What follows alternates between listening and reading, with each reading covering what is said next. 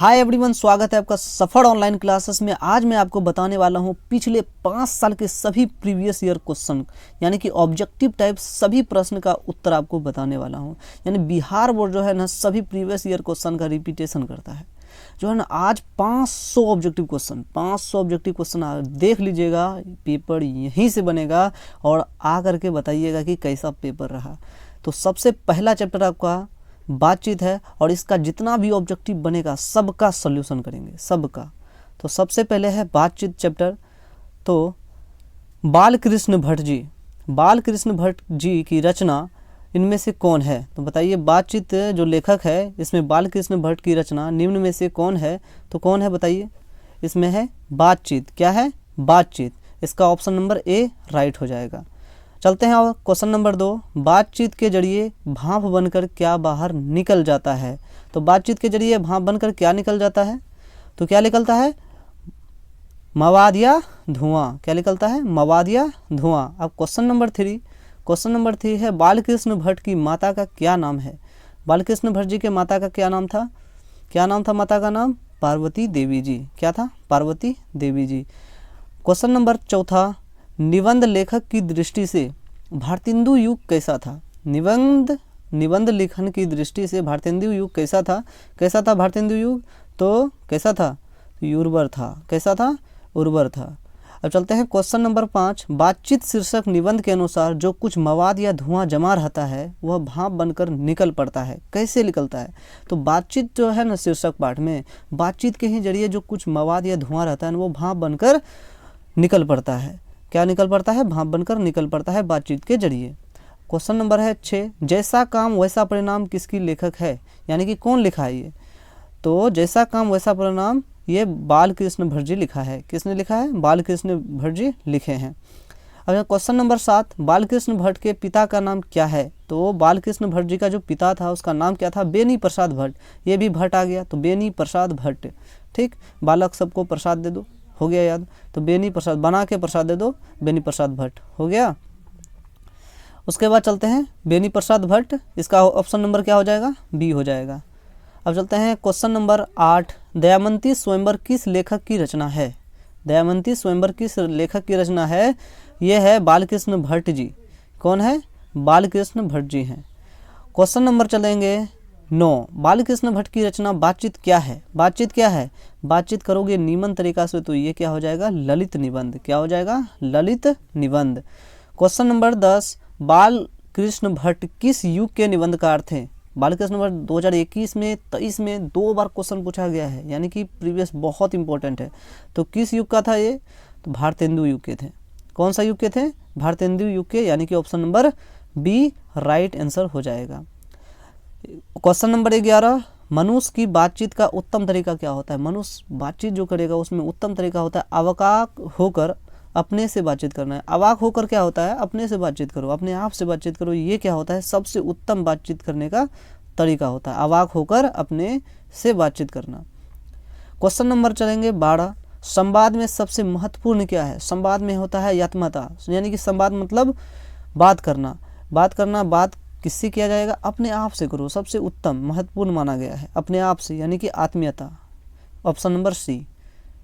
अब question number चलेंगे 13, बालकृष्ण भट्ट का जन्म हुआ था कब हुआ था? बालकृष्ण भट्ट जी का जन्म कब हुआ था? तो कब हुआ था? 23 जून 1844 में। कब हुआ था? 23 जून 1844 में हुआ था। अब चलेंगे क्वेश्चन नंबर 14, स्वयंगता स्वयंवर किसकी रचना है? स्वयंगता स्वयंवर किसका रचना है? तो ये श्रीनिवास दास जी की है। श्रीनिवास दास जी का है। बालकृष्ण भट्ट शीर्षक निबंध के अनुसार रस का समुद्र किसकी बातचीत में उमड़ चला जाता है? यानी कि बोल रहा है कौन सा व्यक्ति यानी बात जब करता है रस का समुद्र उमड़ चलता है। तो दो हम सहेली, जब सहेली बातचीत करता है ना तो रस का समुद्र उमड़ चला जाता है। तो इसका हो जाएगा option number A right answer. Question number 16 है वाद विवाद संवाद क्या है? वाद विवाद संवाद क्या है? तो आलोचनात्मक निबंधों की पुस्तक है। आलोचनात्मक निबंधों की क्या है? पुस्तक है। ऑप्शन नंबर क्या हो जाएगा? ए हो जाएगा। अब चलते हैं क्वेश्चन नंबर 17। क्या चलेंगे? Question number 17। बालकृष्ण भट्ट में बालकृष्ण भट्ट ने कौन सा मासिक पत्र निकाला था? कौन सा मासिक पत्र निकाला? हिंदी प्रदीप नामक, या क्या निकाला था? मासिक पत्र निकाला था। हिंदी प्रदीप नामक मासिक पत्र निकाला था। क्वेश्चन नंबर है 18, बातचीत किस विधा का रचना है? तो ये निबंध है। बातचीत क्या है? निबंध। निबंध बात बोलो तो ये क्या हो जाएगा? निबंध हो जाएगा। क्या हो जाएगा? निबंध हो जाएगा। Option number D. Question number 19 है, रॉबिन्सन क्रूसो ने 16 वर्ष की उपरांत किसके मुख से एक बात सुनी? किसके मुंह से बात सुनी थी? रॉबिन्सन क्रूसो ने 16 वर्ष के उपरांत किसके मुख से बात सुनी थी? किसके मुंह से बात सुनी थी? किसके मुंह से बात सुनी थी? ये फ्राइडे के मुंह से। किसके मुंह से? फ्राइडे के मुंह से। बातचीत शीर्षक निबंध के निबंधकार हैं कौन है? बातचीत कौन किसने लिखा है? तो बालकृष्ण भट्ट जी ने। बातचीत के माध्यम से बालकृष्ण भट्ट क्या बताना चाहता है? तो बातचीत की शैली बताना चाहता है। क्या बताना चाहता है? बातचीत की शैली बताना चाहता है। भट्ट जी को किसने अंग्रेजी साहित्य के एडिशन और स्टील की श्रेणी में रखा था? तो भट्ट जी यानी कि बालकृष्ण भट्ट जी को किसने अंग्रेजी साहित्य के एडिशन और स्टील की श्रेणी में रखा था? तो रामचंद्र शुक्ल जी ने रखा था। बालकृष्ण भट्ट का निवास स्थान कौन सा है? तो इलाहाबाद उत्तर प्रदेश। कहाँ है? Allahabad Uttar Pradesh. Option number B. 24 number है, बालकृष्ण भट्ट ने किस पत्रिका का संपादन किया था? तो हिंदी प्रदीप नामक पत्रिका का संपादन किया था। बालकृष्ण भट्ट ने हिंदी प्रदीप नामक मासिक पत्र निकालना कब आरंभ किया था? तो कब आरंभ किया था? ये डेट भी इंपॉर्टेंट है। 1877 877 1877 1877। ठीक। बालकृष्ण भट्ट के पिता पैसे से क्या थे? पैसे से क्या थे? बालकृष्ण के भट्ट जी के पिता जो थे ये पैसे से क्या थे? व्यापारी थे। यानी कि बालकृष्ण भट्ट जी के पिता क्या करते थे? व्यापारी करते थे। अब चलेंगे क्वेश्चन नंबर 27, कौन सा उपन्यास बालकृष्ण भट्ट द्वारा रचित है? तो कौन सा उपन्यास जो है बालकृष्ण भट्ट द्वारा रचित है? तो 100 अजान एक सुजान। 100 अजान एक सुजान। तो पहला चैप्टर फाइनली खत्म हो गया है। अब चलते हैं दूसरा चैप्टर। दूसरा चैप्टर क्या है? दूसरा चैप्टर है उसने कहा था। क्या है? उसने कहा था। अब उसने कहा था ये भी तो 23 में सब प्रीवियस ईयर क्वेश्चन करवा रहे हैं आप सबका, तो लाइक एक सब्सक्राइब करिएगा जरूर। तो निमोनिया से मरने वाले को मुरब्बे नहीं मिला करते, मतलब कहा है निमोनिया से मरने वाले को मुरब्बे नहीं मिला करते। यह पंक्ति किस शीर्षक पाठ से है? तो उसने कहा था। ये पंक्ति कहाँ से लिया गया है? उसने कहा था। Option number A right answer. Wazira Singh की किस कहानी का पात्र है? तो वजीरा सिंह का जिक्र किस कहानी में किया गया है? तो किया गया है उसने कहा था। किसने? उसने कहा था। उसने कहा। बोधा सिंह के पिता का नाम क्या था? बोधा सिंह का पिता का नाम था हजारा सिंह। कौन है? हजारा सिंह। लहना सिंह किस देश की ओर से युद्ध कर रहा था? तो लहना सिंह जो है ना किस देश की ओर से युद्ध कर रहा था? तो इंग्लैंड की ओर से युद्ध कर रहा था। एक अकालिया सिख कितने के बराबर होता है? एक अकालिया सिख कितने के बराबर होता है? 1.25 लाख के बराबर होता है। कितने के बराबर? 1.25 लाख के बराबर होता है। Option number B. सूबेदारनी किस कहानी की पात्रा है? बोल रही है सूबेदारनी जो है ना किस कहानी में मतलब इसका जिक्र किया गया है? तो उसने कहा, बहुत इजी है, सिंपल है। उसने कहा में सूबेदारनी का जिक्र किया गया है। हिंदी कहानी के विकास में मील के पत्थर कौन सी कहानी मानी जाती है? मील का पत्थर कहा गया था इसको। उसने कहा था को मील का पत्थर। और उसने कहा था कहाँ से हो गया? कहानी है ये, याद रखना भाई। तेरी कुरमाई हो गई का किस कहानी से संबंध है? उसने कहा था। कितना मस्त है। तेरी कुरमाई हो गई, ये अमृतसर में कहा गया था। ठीक। तेरी कुरमाई हो गई। बिना फेरे घोड़े बिगड़ता है और बिना लड़े सिपाही, यह पंक्ति किस कहानी का है? तो ये पंक्ति जो है ना कहाँ से लिया गया था? उसने कहा से। उसने कहा था। उसने कहा था ये बोला था। उसने कहा था से। तो किससे लिया गया था? उसने कहा से। ठीक। उसने कहा। बुद्धू का कांटा रचना है। तो बुद्धू का कांटा चंद्रधर शर्मा गुलेरी जी का है। कौन है? चंद्रधर शर्मा गुलेरी। चंद्रधर शर्मा गुलेरी जी किस सदी के प्रमुख लेखक थे?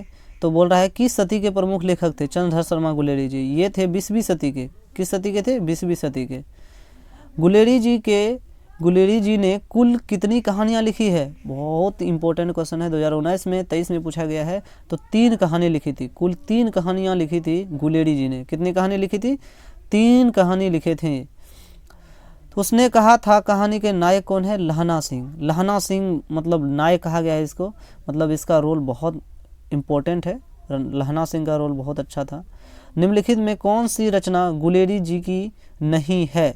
तो देखो 3 कहानी इसने लिखा था। उसने कहा था सुखमय जीवन और बुद्धू का कांटा लिखा था, लेकिन हीरे का हरे का हरिनाम नहीं है। इसका हाड़े का हरिनाम नहीं है या हरि के हरिनाम नहीं है। उसने कहा था कहानी है इसमें से सभी युद्ध की कहानी, दिव्य प्रेम की कहानी, प्रेम पर बलिदान होने की कहानी, ये सभी का जिक्र इसमें ही किया गया है। उसने कहा था कहानी में, तो ये सभी हो जाएगा भाई। क्या हो जाएगा इसमें? इनमें से सभी। उसने कहा था कहानी में किस शहर का चित्रण है? कौन सा शहर का चित्रण किया गया है? उसने कहा था कहानी में, तो अमृतसर का चित्रण किया गया है। कौन सा शहर का? अमृतसर, जो पंजाब में पड़ता है। लहना सिंह के गांव का क्या नाम था? देखो लहना सिंह मांझे, और लहना सिंह के गांव का नाम क्या था? मांझे। क्या था? मांझे। और जो लहना सूबेदारनी के जो गांव का नाम था वो मगड़े था। सूबेदारनी का था मगर, सूबेदारनी के जो गांव का नाम था मगड़े था, और लहना सिंह का जो घर का गांव का नाम था वो मांझे था। क्वेश्चन नंबर 18 चलते हैं। लहना सिंह किस पद पर था? तो किस पद पर था लहना सिंह? जमादार के पद पे था। जमादार के पद पे था। लहना सिंह की मृत्यु किसकी गोद में हुई थी? वजीरा सिंह की गोद में हुई थी। किसकी गोद में? वजीरा सिंह की गोद में हुई थी। जल्दी जल्दी करते हैं, टाइम नहीं है, बहुत सारा क्वेश्चन है भाई। पलटन का विदूषक कौन था? वजीरा सिंह था। कौन था? वजीरा सिंह था। सूबेदार हजारा सिंह के लड़के का नाम क्या था? सूबेदार हजारा सिंह लड़के का नाम क्या था? बोधा सिंह था। कौन था? बोधा सिंह था। भारतीय सिपाहियों का किसके साथ संघर्ष हुआ था? भारत का जो सिपाही था वो जर्मनी के साथ संघर्ष किया था, यानी कि लड़ा था। जर्मन पलटन को किसने मार गिराया? तो लहना सिंह जो एकदम वीर बहादुर था, सिख राइफल से मतलब इसको घोषित किया गया। लहना सिंह को ही जर्मन पलटन को ही मार गिरा दिया। लहना सिंह एकदम वीर थे, बहादुर थे। सिख राइफल के जमादार लहना सिंह का नंबर 77 रहा, यानी कि 77 यानी कि 77 रहा। सिख राइफल के जमादार लहना सिंह का नंबर क्या रहा था? 77 रहा था।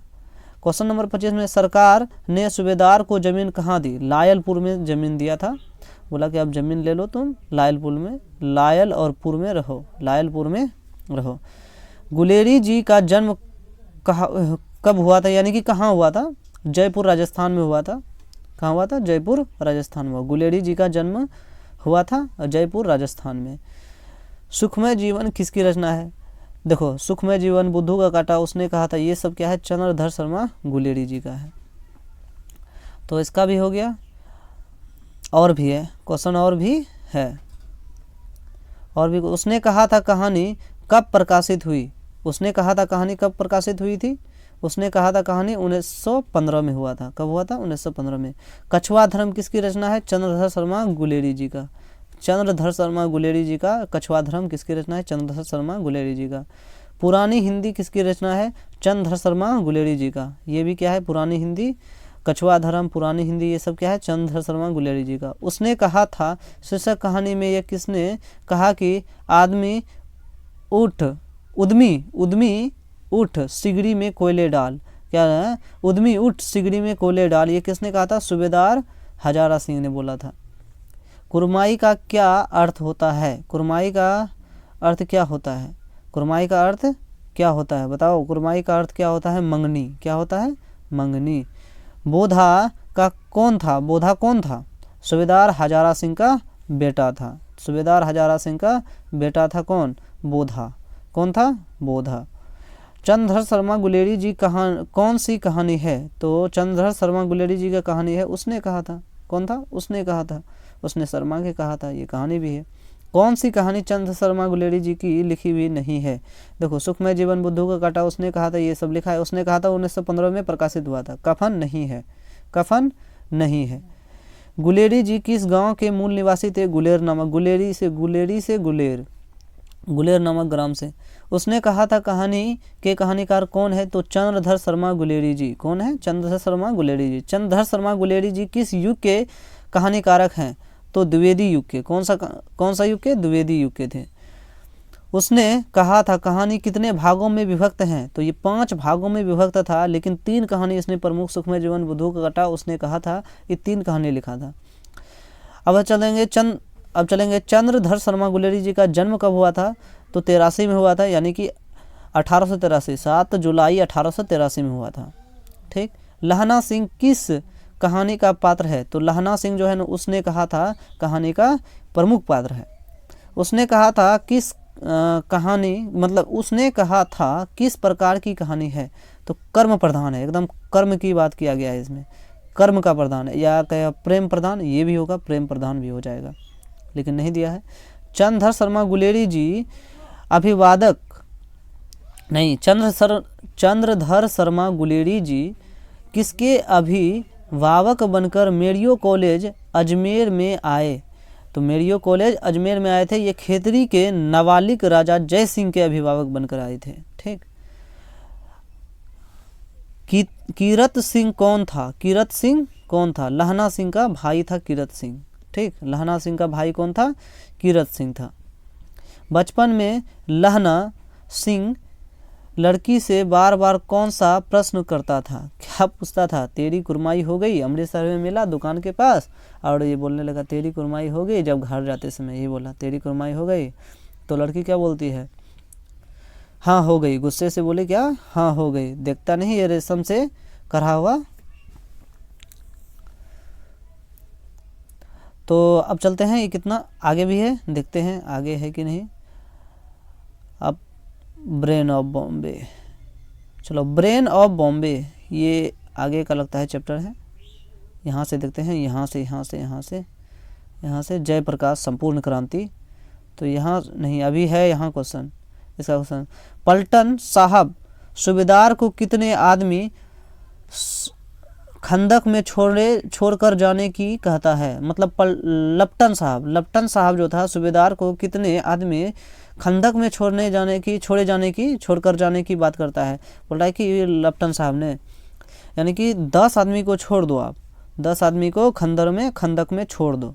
अमृतसर में लहना सिंह कौन थे, तो मामा लहना, अमृतसर में लहना सिंह के कौन थे, तो अमृतसर में जो लहना सिंह के थे ना, कौन थे, मामा थे उनके। लहना सिंह सूबेदार को वापस बुलाने के लिए किसे भेजता है, तो लहना सिंह जो है ना सूबेदार को वापस बुलाने के लिए किसे भेजता है, तो वापस बुलाने के लिए वजीरा सिंह को। ठीक। वापस बुलाने के लिए वजीरा नहीं, क्या है, दिखाई भी नहीं देता है सही से, रुको इसको जूम करने दो, इसको जूम करते हैं। लहना सिंह सूबेदार को वापस बुलाने के लिए किसे भेजता है, तो लहना सिंह जो है ना वापस बुलाने के लिए वजीरा सिंह को भेजता है। तो सूबेदारनी ने अपनी पति एवं पुत्र को किस लिए, कहाँ युद्ध करने के लिए कहाँ भेजा था, कहाँ, लहना सिंह कौन था, लहना सिंह। सूबेदार ने अपने पति एवं पुत्र की रक्षा के लिए किसे कहा, रक्षा के लिए किसे कहा था, लहना सिंह को कहा था, दिखाई नहीं दे रहा वहाँ पर इसीलिए। लहना सिंह का सिर अपनी गोद में रखकर कौन बैठा था, वजीरा सिंह के गोद में ही लहना सिंह की मृत्यु हो गई थी। लहना सिंह के मामा कहाँ के रहने वाले थे, तो अमृतसर में ही रहते थे इसके मामा लहना सिंह के, तो लहना सिंह मामा के यहाँ आए थे। अब चलते हैं संपूर्ण क्रांति। व्यक्ति से नहीं हमें तो नीतियों से झगड़ा है, तो क्या बोलते हैं, व्यक्ति से नहीं हमें नीतियों से झगड़ा है, सिद्धांत के झगड़ा है, कार्यों में झगड़ा है। व्यक्ति का संभाषण किस समाजवादी लेखक का है, तो जयप्रकाश नारायण। व्यक्ति से नहीं हमके नीतियों से झगड़ा है, तो यही बोल रहा था जयप्रकाश नारायण। ये संपूर्ण क्रांति के लेखक जयप्रकाश नारायण जी ही है। जयप्रकाश नारायण की यानी कि जयप्रकाश जी नारायण के नाम क्या था, मतलब कौन सा रचना किया था ये, जयप्रकाश नारायण की रचना का नाम क्या है, संपूर्ण क्रांति। क्या है, संपूर्ण क्रांति। छात्र आंदोलन के नेतृत्व स्वीकार करते समय जयप्रकाश नारायण की स्थिति कैसी थी, तो बुढ़ापा और बीमारी। तो ये बुढ़ापा यानी कि बूढ़ा हो गए थे और बीमारी से भी जूझ रहे थे, छात्र आंदोलन तब पर भी कर रहे थे। अब है दल विहीन लोकतंत्र किसके मूल उद्देश्य में है, दल विहीन यानी कि मार्क्सवाद तथा लेनिनवाद। देखिए कितना बार पूछा गया है, 3 बार, 21, 22 और 23 में पूछा गया है, मार्क्सवाद और लेनिनवाद। दल विहीन लोकतंत्र किसके मूल उद्देश्यों में है, तो ये कौन सा है, मार्क्सवाद तथा लेनिनवाद। जयप्रकाश नारायण के बचपन का नाम क्या था, तो बाउल था। जयप्रकाश नारायण जी के बचपन का नाम क्या था, बाउल था। किसने कहा था अभी न जाने कितनों मील इस देश की जनता को जाना है, किसने कहा था, ये जवाहरलाल नेहरू जी ने कहा था, नेहरूआ ने कहा था। तो किसने कहा था, अभी न जाने कितने मीलों इस देश की जनता को जाना है, तो जवाहरलाल नेहरू ने। किस अस्पताल में दिनकर जी का निधन हुआ था, वेलिंगटन नर्सिंग होम। ये वेलिंगटन नर्सिंग होम कहाँ था, वेलिंगटन नर्सिंग होम में किसका निधन हुआ था, दिनकर जी का हुआ था। जयप्रकाश नारायण को किसका दलाल कहा गया, तो अमेरिका का दलाल कहा गया था, अमेरिका का दलाल कहा गया था। जयप्रकाश नारायण के स्वास्थ्य पर निगरानी रखने वाला डॉक्टर का नाम था रहमान। कौन था, डॉक्टर रहमान। जयप्रकाश नारायण जी किसका भाषण सुनकर अमेरिका जाने की प्रेरणा मिली, मतलब कि किसका भाषण सुना था जयप्रकाश नारायण जी जो अमेरिका चले गए थे, तो स्वामी सत्यदेव का भाषण सुना था, कौन, जयप्रकाश नारायण जी ने, तभी ये अमेरिका जाने का निर्णय लिया। फ्री प्रेस का मालिक कौन है, सदानंद जी। सदा के लिए प्रेस करो तो सदानंद जी हो जाएगा। ठीक।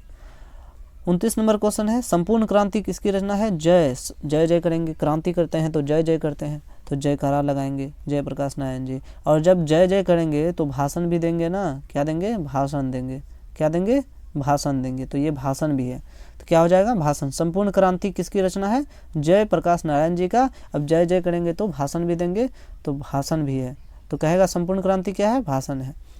संपूर्ण क्रांति पाठ में दिया गया भाषण किसका है, तो जयप्रकाश नारायण जी का। किसका है, जयप्रकाश नारायण जी का। जयप्रकाश नारायण का जन्म कहाँ हुआ था, सिताब दियारा। कहाँ, सिताब दियारा। 1974 में छात्र आंदोलन के नेतृत्व में किसने किया, तो छात्र 1974 में पटना के गांधी मैदान में जयप्रकाश नारायण जी उतरे और छात्र आंदोलन कर दिए, और संपूर्ण क्रांति भी हुआ था 1974 में ही। संपूर्ण क्रांति की शुरुआत कब हुई थी, 1974 में ही हुआ था। ठीक।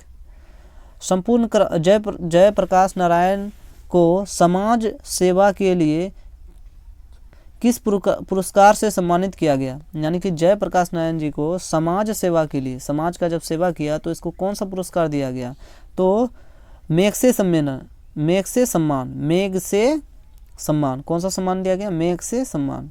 जयप्रकाश नारायण मद्रास में अपना किस मित्र के साथ रुके थे, मतलब जयप्रकाश नारायण जब मद्रास गए थे तो अपने कौन सा मित्र के साथ रुक गए थे, तो ईश्वर अय्यर के साथ रुके थे। कौन सा, अय्यर। जयप्रकाश नारायण के अनुसार देश का भविष्य किसके हाथ में है, तो किसके हाथ में है, नई पीढ़ी, जो नई पीढ़ी आ रही है, युवा आ रहा है, तो उसके हाथ में है।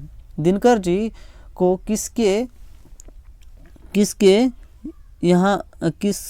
किसके पर दिल का दौरा पड़ा था, मतलब कि दिल का किसके घर पर, मतलब यहाँ उग नहीं रहा था, दिखाइए नहीं दे रहा है। दिनकर जी को किसके घर पर दिल का दौरा पड़ा था, तो रामनाथ गोयनका के घर पर। तो रामनाथ गोयनका के घर पर क्या हुआ था, दिनकर जी का दिल का दौरा पड़ गया था, इसीलिए उसको ले गया था वेलिंगटन नर्सिंग होम, एक अस्पताल था पटना में, तो वहाँ दिल का बीमारी के कारण ये मृत्यु हो गया अस्पताल में ही। अब चलते हैं, क्वेश्चन नंबर है 38, संपूर्ण क्रांति का नारा किसने दिया था, तो संपूर्ण क्रांति जयप्रकाश नारायण जी ने दिया था। किसने दिया था, जयप्रकाश नारायण जी ने। जयप्रकाश नारायण ने बिहार विद्यापीठ में कौन सी परीक्षा दी, तो बिहार विद्यापीठ में ISC की परीक्षा दिया था। कौन सा, ISC की परीक्षा।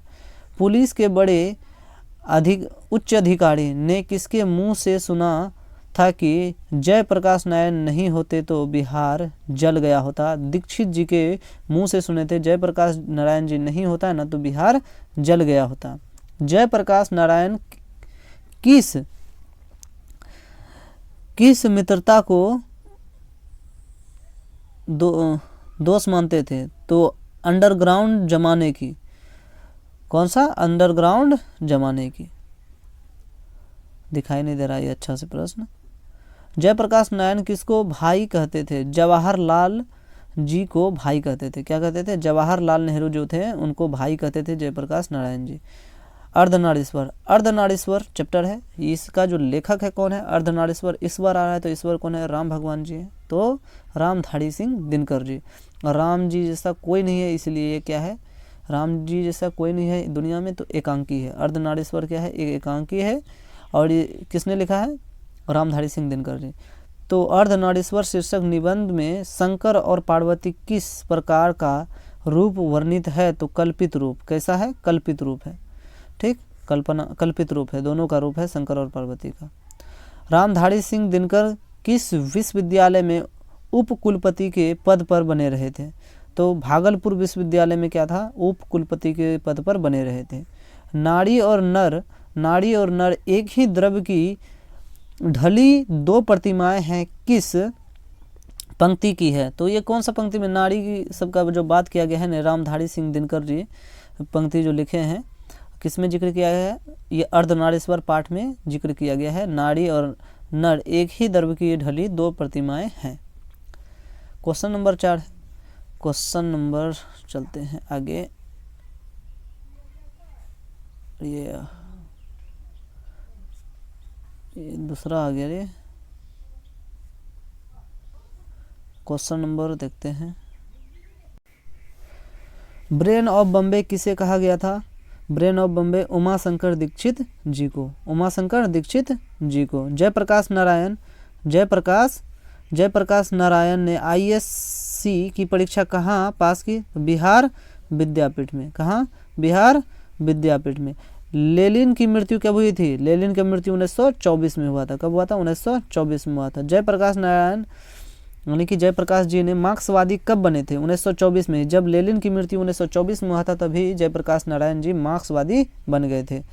बोल रहा है कि फणीश्वरनाथ रेणु की पुस्तक है, तो क्या है? मेला आंचल। क्या था? मेला आंचल। फणीश्वरनाथ रेणु की पुस्तक था मेला आंचल। 1974 में बिहार प्रदेश के मुख्यमंत्री कौन थे?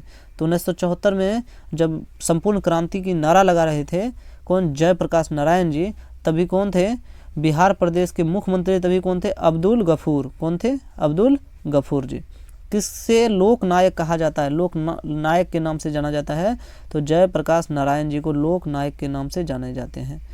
जयप्रकाश नारायण जी का जन्म कब हुआ था? 11 अक्टूबर 1902 में। 11 अक्टूबर 1902 में। जयप्रकाश नारायण जी की पत्नी का क्या नाम था? प्रभावती देवी जी। प्रभावित कर लिया था जयप्रकाश नारायण जी ने, तो इसीलिए प्रभावती देवी जी हो गया। रिकंस्ट्रक्शन ऑफ इंडियन पॉलिटी किसकी रचना है? तो जयप्रकाश नारायण जी की। पॉलिटी से जुड़ा हुआ है, जय जय करवे करता था, तो इसीलिए जयप्रकाश नारायण जी ने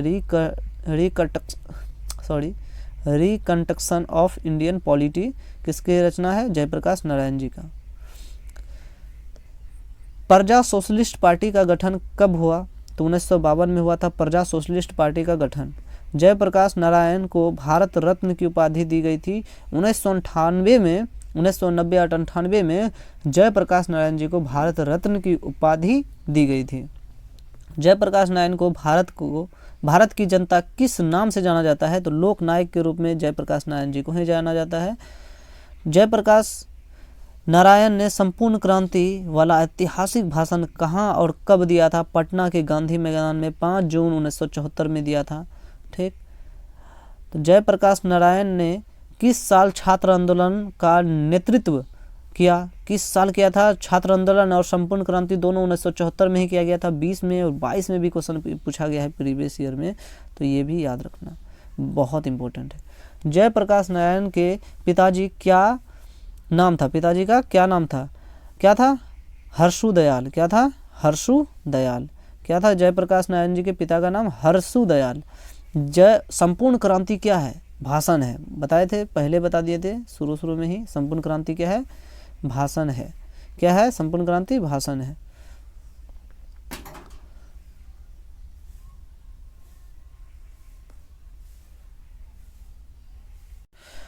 जूठन शीर्षक पाठ हिंदी साहित्य की कौन सा विधा है? तो जूठन जो है आत्मकथा है। अब चलते हैं क्वेश्चन नंबर 5। कली राम हेडमास्टर किस पठित पाठ का पात्र है? तो कलीराम जो हेड मास्टर था वो जूठन पाठ का ही उदाहरण है। जूठन शीर्षक पाठ में किसने झाड़ू छीनकर दूर फेंक दी? तो कौन फेंक दिया था? लेखक के पिताजी फेंक दिए थे। जूठन के रचनाकार कौन है? तो ओम प्रकाश वाल्मीकि जी हैं। ओम प्रकाश वाल्मीकि की रचना कौन सी है? तो कौन सी है? जूठन है। ओम प्रकाश वाल्मीकि को 1993 में कौन सा पुरस्कार मिला था? डॉक्टर भीमराव अंबेडकर राष्ट्रीय पुरस्कार। कौन सा? डॉक्टर भीमराव अंबेडकर राष्ट्रीय पुरस्कार मिला था 1993 में। डॉक्टर भीमराव अंबेडकर राष्ट्रीय पुरस्कार किसको मिला था? ओम प्रकाश वाल्मीकि जी को 1993 में। ओम प्रकाश वाल्मीकि को डॉक्टर अंबेडकर राष्ट्रीय पुरस्कार कब मिला था? बहुत इंपॉर्टेंट है ये वाला। तो 1993 में। देखो यहाँ भी पूछ दिया गया है, यहाँ भी पूछा है। ओम प्रकाश वाल्मीकि ने हिंदी में किस आंदोलन से जुड़े महत्वपूर्ण रचनाकार किए थे? दलित आंदोलन। कौन सा? दलित आंदोलन। ओम प्रकाश वाल्मीकि का जन्म कहाँ हुआ था? बरला, मुजफ्फरपुर, उत्तर प्रदेश में। बरला, मुजफ्फरपुर और उत्तर प्रदेश में हुआ था। हेडमास्टर कलीराम ने किसे मैदान में झाड़ू लगाने के लिए कहा था? तो ओम प्रकाश वाल्मीकि जी को कहा, जा मैदान में झाड़ू लगा। ओम प्रकाश वाल्मीकि को प्यार से मुंशी जी कौन कहता था? तो उसके पिताजी बोलते थे, मुंशी जी इधर आइए। लेखक को विद्यालय में झाड़ू लगाते हुए किसने देख लिया? उसका पिताजी देखे थे। तो पिताजी देख लिए थे। अब चलते हैं जय, कौन पिताजी वाला हो गया? जय लोदक बच्चा, नहीं जय नहीं है, ये उगता नहीं है। जब लोदक बच्चा था, शादी विवाह के मौके पर उनके परिवारों वालों को खाने के लिए क्या मिलता था? तो जूठा मिलता था। क्या मिलता था? जूठा मिलता था। क्या मिलता था? जूठा मिलता था। कौन सी रचना ओम प्रकाश वाल्मीकि की नहीं है? तो प्रिय प्रायश्चित नहीं है। कौन सा है? प्रायश्चित नहीं है। सदियों का संताप है, अब और नहीं, सलाम, ये सब क्या है? ओम प्रकाश वाल्मीकि जी की रचना है। कौन सी रचना ओम प्रकाश वाल्मीकि जी की है? तो दलित साहित्य का। दलित साहित्य का ये ओम प्रकाश वाल्मीकि जी की रचना है। भाभी जी, आपके हाथ का खाना तो बहुत जायकेदार है, यह किसने कहा था? सुरेंद्र सिंह ने कहा था, भाभी जी आपके हाथ का खाना बहुत जायकेदार है। सुखदेव सिंह त्यागी की लड़की की शादी में किसके घर में सफाई का काम किसने किया? तो मतलब सुखदेव सिंह त्यागी की जो लड़की की शादी हो रही थी तो उसके घर में सफाई का काम किसने किया था? लेखक की माँ किया था। इतना गरीबी से गुजरा था। लेखक की माँ।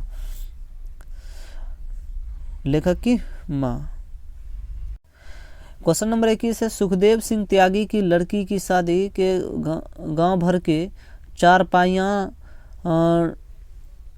ढोकर एकत्रित किया था। बोला है सुखदेव सिंह त्यागी जी की जब लड़की की शादी हो रही थी तो उसके गांव भर में चारपाई मतलब इकट्ठा कौन कर रहा था? एकत्रित कौन कर रहा था? ढो ढो करके। लेखक के पिताजी कर रहे थे। लेखक के पिताजी कर रहे थे ढो ढो के चारपाई इकट्ठा। सुरेंद्र सिंह किसका पोता था? सुरेंद्र सिंह जो है सुखदेव सिंह त्यागी के पोता थे।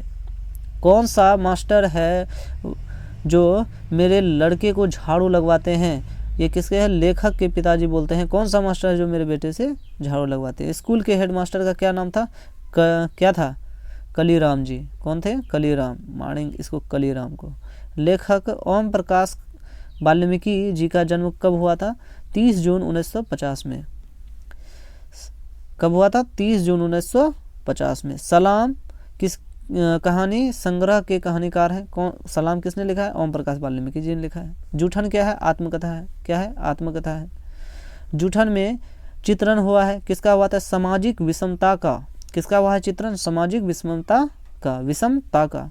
आत्मकथा लेखक की माँ। आत्मकथा लेखक की माँ किसके यहाँ काम करती थी? किसके यहाँ करती थी काम? किसके यहाँ करती थी? ब्रह्मदेव तगा के घर में। ब्रह्मदेव तगा के घर में। किसके घर में? ब्रह्मदेव तगा के घर में। ओम प्रकाश ने किस नाट्यशाला की स्थापना की? किसका किया था? मेघदूत का। किसका किया था? मेघदूत का। ओम प्रकाश ने किस नाट्यशाला की स्थापना की थी? मेघदूत का किया था। मेघदूत नामक नाट्यशाला कहाँ स्थापित किया गया था? महाराष्ट्र में किया था। ये ओम प्रकाश वाल्मीकि जी ने किया था। दलित साहित्य सुंदर शास्त्र के रचनाकार कौन थे? तो ओम प्रकाश वाल्मीकि जी थे। दलित साहित्य सौंदर्य शास्त्र के रचनाकार कौन थे? ओम प्रकाश वाल्मीकि। जूठन किस चेतना की रचना है? किस चेतना की रचना है? तो दलित चेतना की। किसकी है? दलित चेतना की। अब और नहीं, वाल्मीकि जी कैसी कृति है? कविता है। अब और नहीं, तो ये क्या है? कविता है इसका। हंसते हुए मेरा अकेलापन, ये किसने लिखा है? मलियज लिखा है। क्या लिखा है? मलियज। और ये क्या है? एक प्रकार का डायरी है। आदमी यथार्थ को जीता नहीं, यथार्थ को रचता भी है। तो ये किसने, कहाँ से लिया गया है? यह कथन किस लेखक की है? किस लेखक का है? तो मलियज का है। किसका है? मलियज का है। यथार्थ के इस लेन देन का नाम ही संसार है, इस पंक्ति का द्वारा लिखा गया है, तो मलियज के द्वारा लिखा गया है। ठीक, क्वेश्चन इंपॉर्टेंट है। मलियज की रचना नहीं है, इनमें से कौन नहीं है? तो इनमें से कोई नहीं है। सदियों का संताप इसी का है, ना आने वाला कल इसी का है, तो बकलम खुद इसी का है, तो इसमें से कोई नहीं है। अब चलते हैं क्वेश्चन नंबर, कहाँ तक? 3 तक हो गया है। हंसते हुए मेरा अकेलापन के लेखक है मलियज। कौन है? मलियज है। मलियज की कौन सी रचना है? तो इसमें है हंसते हुए मेरा अकेलापन है। मलियज का जन्म कहाँ हुआ था? कहाँ हुआ था? आजमगढ़ में हुआ था। कहाँ हुआ था? आजमगढ़ में हुआ था। मलियज ने किस मंत्रालय में नौकरी की थी? कौन से मंत्रालय में? कृषि मंत्रालय में मलियज ने नौकरी किया था। मलियज के पिता का क्या नाम था? तो कौन था? त्रिलोकीनाथ वर्मा जी। मलियज के अनुसार किस कर्म के बिना मानवता अधूरी है? तो किस कर्म के बिना? रचनात्मक कर्म के द्वारा, कर्म के बिना, यानी कि रचनात्मक कर्म नहीं है आपके पास तो आपकी मानवता अधूरी है। तो मलियज छात्र जीवन में किस रोग से ग्रसित था? तो क्षय रोग, जिसे टीबी रोग कहते हैं।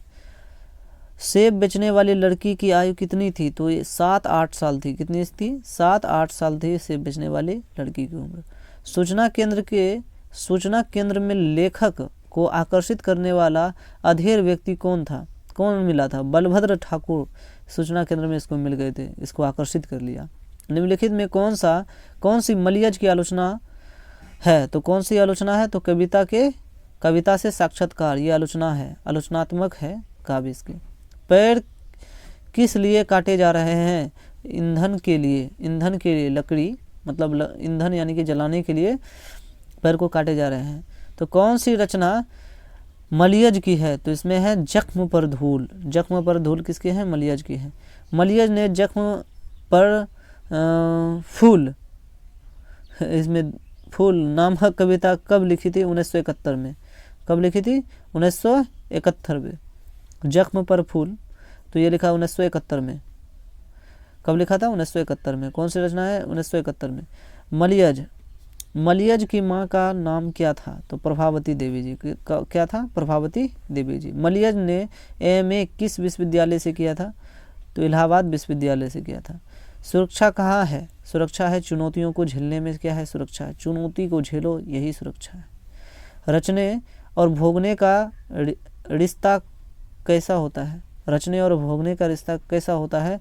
ये द्विधात्मक होता है। द्विधात्मक होता है, द्वंदात्मक कह सकते हो, द्वंदात्मक होता है। कैसा होता है? रचने और भोगने का रिश्ता कैसा होता है? द्वंदात्मक होता है। हंसते हुए मेरा अकेलापन के लेखक कौन है? कौन है हंसते हुए मेरा अकेलापन के लेखक? मलियज जी हैं। मलियज जी का जन्म कब हुआ था? 1935 में हुआ था। कब हुआ था? 1935। मलियज का मूल नाम क्या था? मूल नाम था भरत जी श्रीवास्तव। क्या था? भरत जी श्रीवास्तव। लेखक के पिताजी ट्रैक्टर से कहाँ उतरे थे? ये दूसरा, कहाँ आ गए? ये दूसरा चैप्टर है, यहाँ से स्टार्ट होगा ये वाला। चलो यहाँ से हो गया। गद्य खंड का लास्ट चैप्टर है। उदय प्रकाश की माता का नाम क्या है? तो गंगा देवी था। क्या था? गंगा देवी। और तिरिच क्या है? उदय प्रकाश जी ने मतलब लिखा है, और ये क्या है? तिरिच कहानी है, और उदय प्रकाश जी ने लिखा है। उदय प्रकाश की रचना का नाम क्या है? तिरिच। क्या लिखा है? उदय प्रकाश जी ने तिरिच लिखा है।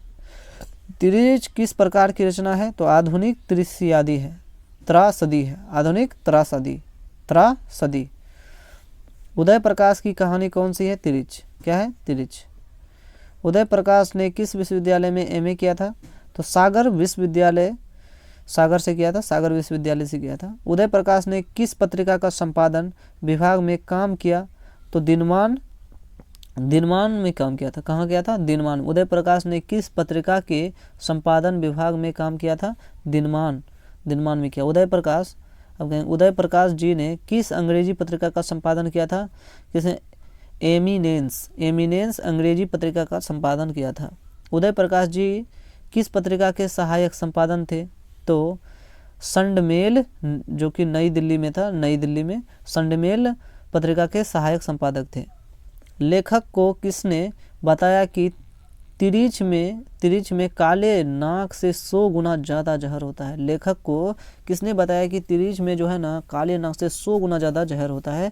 ये किसने? थानू ने बताया था, थानू ने बताया था। उदय प्रकाश के अनुसार दशहरे के दिन किस चिड़िया को जरूर देखना चाहिए? तो नीलकंठ एक चिड़िया है, तो उसको जरूर देखना चाहिए, भाग ठीक बन जाएगा। लेखक को किसने 300 के नोट दिए? 300 के नोट दिए, मतलब 100 के 3 नोट दिए थे। किसने दिया था 100 के 3 नोट? डॉक्टर पंत जी ने दिया था। लेखक के दुख स्वप्न के सबसे खतरनाक पात्र कौन था? हाथी था और तिरिच था। यानी कि लेखक को सपने में हाथी आता था और तिरिच आता था। लेखक को सपने में क्या करने की आदत थी? तो बोलने की और क्या? चीखने की, यानी कि बोलता था, जोर जोर से चीखता था। ठीक, यही आदत था लेखक का। अब चलते हैं, लेखक के पिता ट्रैक्टर से कहाँ उतरे? कहाँ उतरे थे? लेखक का जो पिता थे तो ट्रैक्टर से कहाँ उतरे थे? मिनर्वा टकीज के पास, मिनर्वा टकीज के पास उतरा था। ठीक।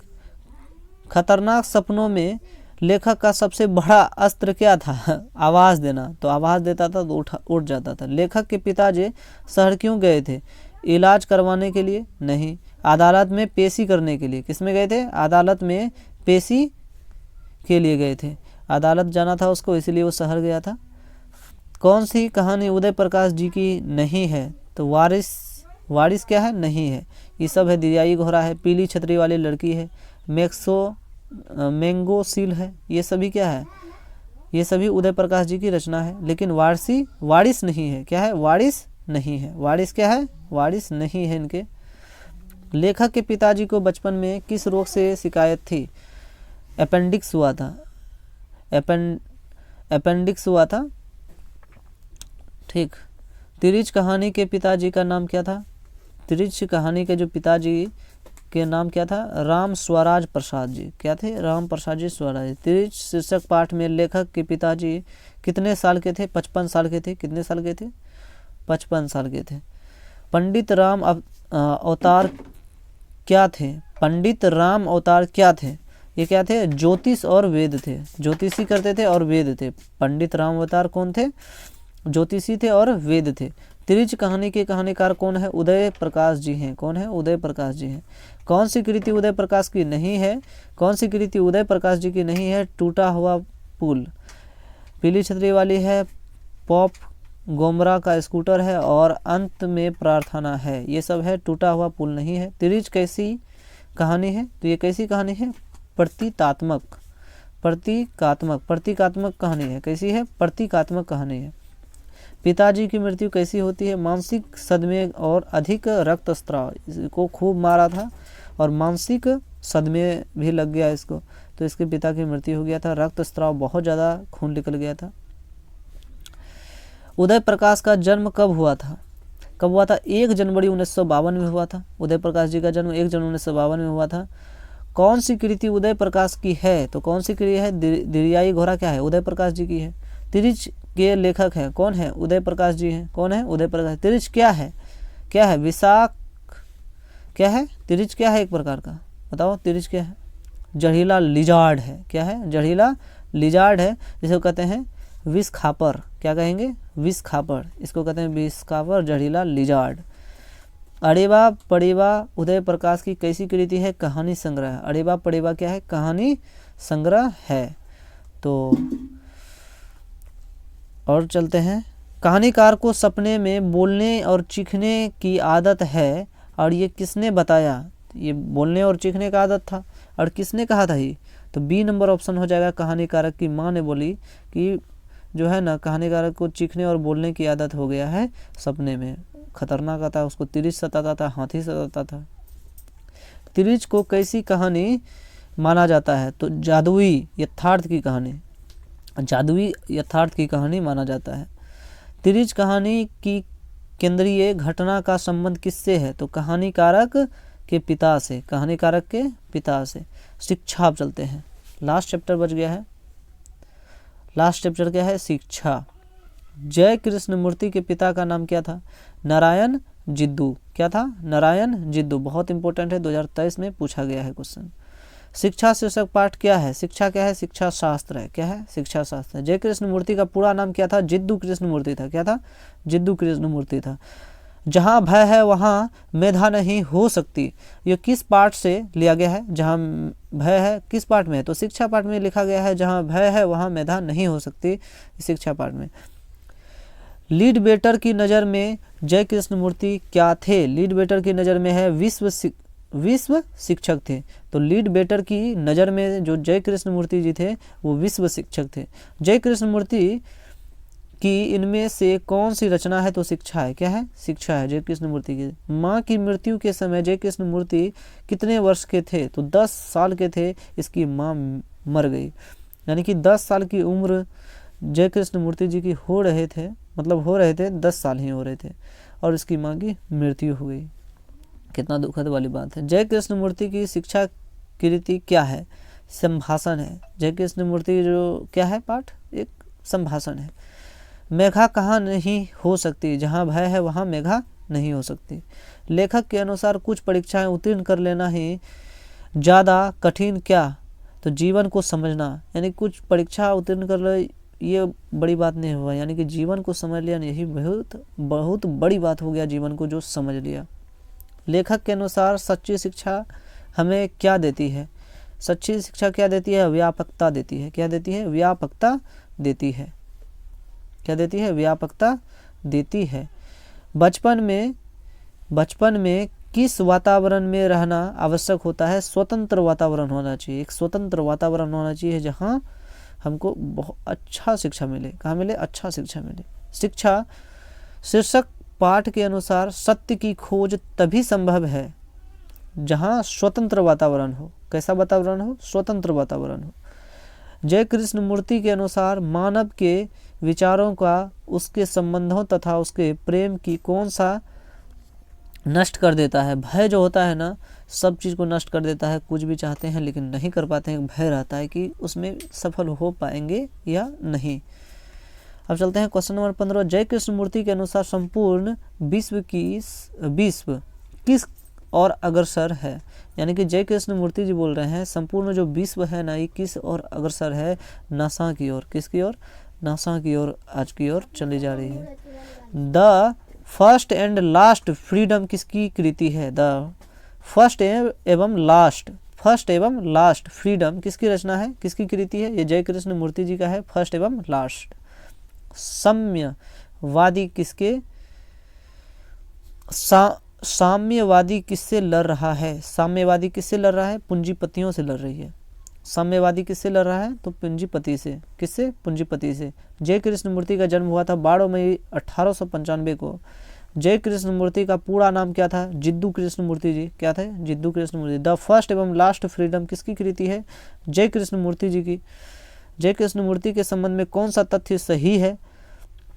वे पर्याय बोलते थे, संभाषण करते थे। बिल्कुल सही बात है। शिक्षा पाठ के रचयिता कौन है? तो जय कृष्णमूर्ति जी है। ठीक, कौन है? जय कृष्णमूर्ति जी। जय कृष्णमूर्ति का जन्म किस राज्य में हुआ था? आंध्र प्रदेश में हुआ था। कहाँ हुआ था? आंध्र प्रदेश में हुआ था। कहाँ हुआ था? आंध्र प्रदेश में। लॉर्ड बेटर किसने विश्व शिक्षक के रूप में देखते थे? तो लॉर्ड बेटर जो थे और विश्व के शिक्षक के रूप में किसे देखते थे? Lord better. ये जय कृष्णमूर्ति जी को देखते थे विश्व शिक्षक के रूप में। कौन देखते थे? Lord better. ऐसे भी क्वेश्चन पूछेगा। जय कृष्णमूर्ति की इनमें से कौन सी रचना है? तो शिक्षा है। क्या है? शिक्षा है। जय कृष्णमूर्ति की इनमें से कौन सी रचना है? शिक्षा है। क्या है? शिक्षा है। फाइनली गद्य खंड का पूरा चैप्टर समाप्त हो गया। अब चलते हैं काव्य खंड की ओर। भाई अब चलते हैं काव्य खंड की ओर। जो पहला चैप्टर है करबक, करबक जिसने लिखा है मलिक मोहम्मद जैसी, ये भक्ति काल के कवि हैं। मलिक मोहम्मद जैसी करबक चैप्टर के रचयिता कौन है? करबक चैप्टर के रचयिता कौन है? मलिक मोहम्मद जैसी। कौन है? मलिक मोहम्मद जैसी है। कौन है? मलिक मोहम्मद जैसी करबक पाठ के चैप्टर के लेखक हैं। चित्ररेखा किस कवि की रचना है? चित्ररेखा जो है किसकी रचना है? तो चित्ररेखा मलिक मोहम्मद जैसी की है। जैसी का जन्म कहाँ हुआ था? जयास कब्र अमेठी में हुआ था। जयास के कब्र अमेठी में हुआ था। मलिक मोहम्मद जैसी की मृत्यु कब हुई थी? लगभग 1548 में हुआ था। मलिक मोहम्मद जैसी कवि हैं तो प्रेम के पीर के कवि हैं। प्रेम के पीर के कवि कौन है? मलिक मोहम्मद जैसी। करबक के कवि कौन है? करबक के कवि कौन है? मलिक मोहम्मद जैसी जी हैं। मलिक मोहम्मद जैसी की कविता कौन सी है? तो करबक है। कितना वही चीज़ पूछ रहा है। मलिक मोहम्मद जैसी का जन्म कब हुआ था? तो 1492 में हुआ था, लगभग में है। जैसी का जन्म किस प्रदेश में हुआ था? उत्तर प्रदेश में हुआ था। कहाँ हुआ था? उत्तर प्रदेश यानी कि यूपी में हुआ था। जैसी किस तरह के कवि हैं? तो सूफी कवि हैं, सूफी कवि हैं। जैसी के पिता का नाम क्या था? क्या था? पिता का नाम था शेख यमरेख। क्या था? शेख यमरेख। जैसी थे कौन थे? जैसी थे। जैसी क्या थे? फकीर थे। क्या थे? जैसी फकीर थे। जैसी क्या थे? फकीर थे। जैसी हिंदी साहित्य के किस काव्य धारा से जुड़े थे? हिंदी प्रेम मार्गी शाखा से जुड़े हुए थे। जैसी की काव्य की भाषा कौन सी थी? तो अवधी भाषा थी। कौन सी? अवधी भाषा थी। जैसी के काव्य का मुख्य रस क्या है? जैसी के काव्य का मुख्य रस था श्रृंगार रस। क्या था? श्रृंगार रस था। जैसी ने रत्नसेन तथा पद्मावती की कथा को किस प्रकार से जोड़ा है? पद्मावती और तथा रत्नसेन की कथा को जो जोड़ा है ना, रक्त के लेई के रूप लगा के जोड़ा है। रक्त का जो लेई था ना उसको द्वारा जोड़ा है रत्नसेन तथा पद्मावती की कथा को रक्त की लेई के द्वारा। जैसी ने रत्नसेन एवं पद्मावती की कथा को किसके द्वारा रचा? आंसुओं के द्वारा ऋचा था, जोड़ा था रक्त के लेई के द्वारा। लेकिन रचा था किसे? सींचा था किसे? सींचा था अपने आंसुओं से सींचा था। इनमें से कौन सा कृति जैसी की नहीं है? भक्तमाल नहीं है। लेकिन चित्ररेखा है, पद्मावत है, अखरावट है। जैसी का काव्य किस प्रकार गंभीर एवं व्यापक है? तो समुद्र की भांति। कैसी है? समुद्र की भांति है। जैसी का समुद्र की भांति है। अब चलते हैं यहाँ पर 19वां नंबर है। इनमें से प्रेम के पीर के कवि कौन है? मलिक मोहम्मद जैसी जी हैं। करबक कहाँ से लिया गया है? करबक जो है पद्मावत से लिया गया है। करबक के रचयिता कौन है? जैसी जी हैं। कौन है? जैसी जी हैं। जैसी रचिता यानी कि मलिक मोहम्मद जैसी रचित पद्मावत की भाषा क्या था? अवधी भाषा था। पद्मावत जो है अवधी भाषा में लिखा गया था। मलिक मोहम्मद जैसी किस परंपरा के कवि थे?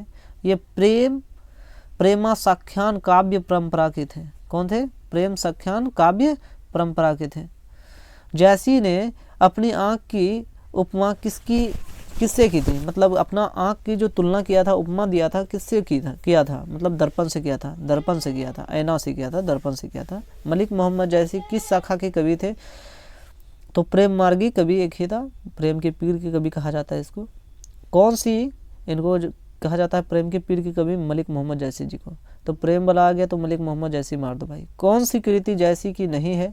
तो कौन सी कृति जैसी जी की नहीं है? अखरावट है, पद्मावत है, आखिरी कलम है, लेकिन मृगावती नहीं है। मृगावती नहीं है।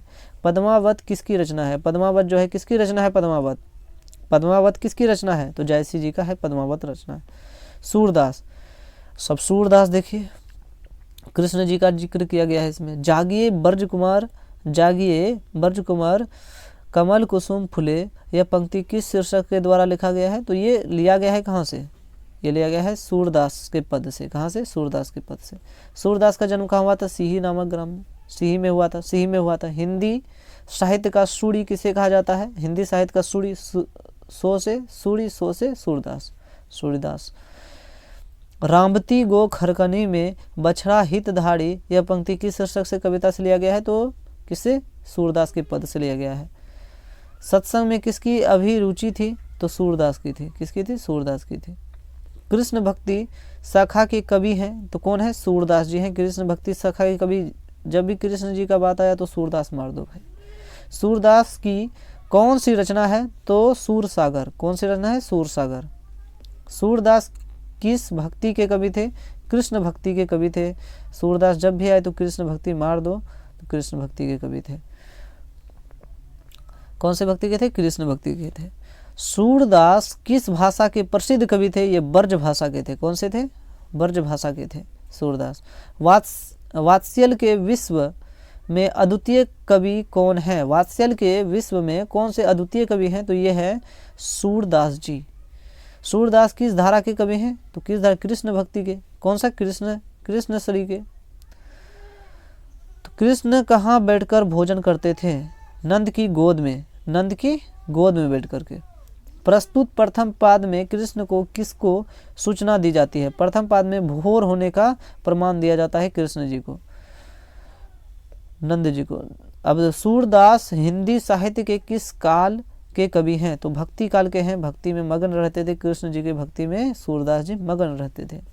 कौन सी रचना सूरदास की नहीं है? कौन सा रचना सूरदास की नहीं है? इसमें जो है सतसई नहीं है, इसमें साहित्य लहड़ी है, सुरसागर है, सुर सरावली है, ये सभी है सूरदास का, लेकिन सतसई नहीं है। कौन सी रचना सूरदास की है? तो सूरसागर है। सूरसागर है।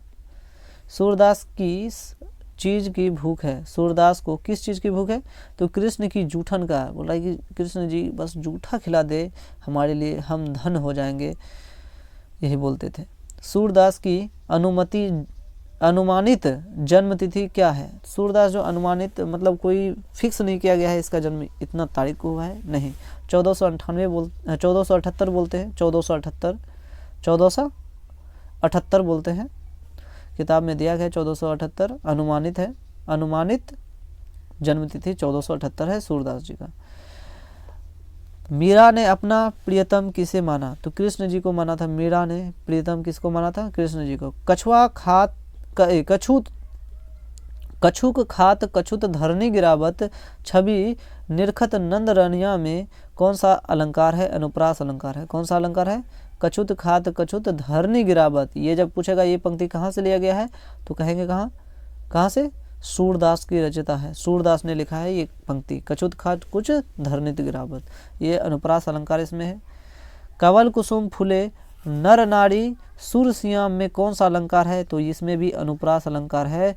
ये भी अनुप्रास अलंकार इसमें भी है, तो ये भी सूरदास ने लिखा है। साहित्य लहड़ी किसकी रचना है? सूरदास जी के है। साहित्य लहड़ी सूरदास जी का है। बहुत इंपॉर्टेंट है ये वाला क्वेश्चन। सूरदास की रचनाओं की भाषा क्या है? तो ब्रज भाषा है। कौन सा है? ब्रज भाषा है। सूरदास के दीक्षा गुरु कौन थे? वल्लभाचार्य थे। कौन थे? वल्लभाचार्य जी थे। सूरदास किस मार्ग में दीक्षित हुए? कौन सा मार्ग में दीक्षित हुए सूरदास जी? पुष्टि मार्ग में। पुष्टि मार्ग में दीक्षित हुए थे सूरदास जी। वल्लभाचार्य से मिलने के पूर्व सूर्य किस भाव के पद गाते थे? वल्लभाचार्य से मिलने से पहले ये दैन्य भाव के पद गाते थे। कैसा? दैन्य। सूरसागर किसकी रचना है? सूरदास की रचना है सूरसागर, बहुत इंपॉर्टेंट है।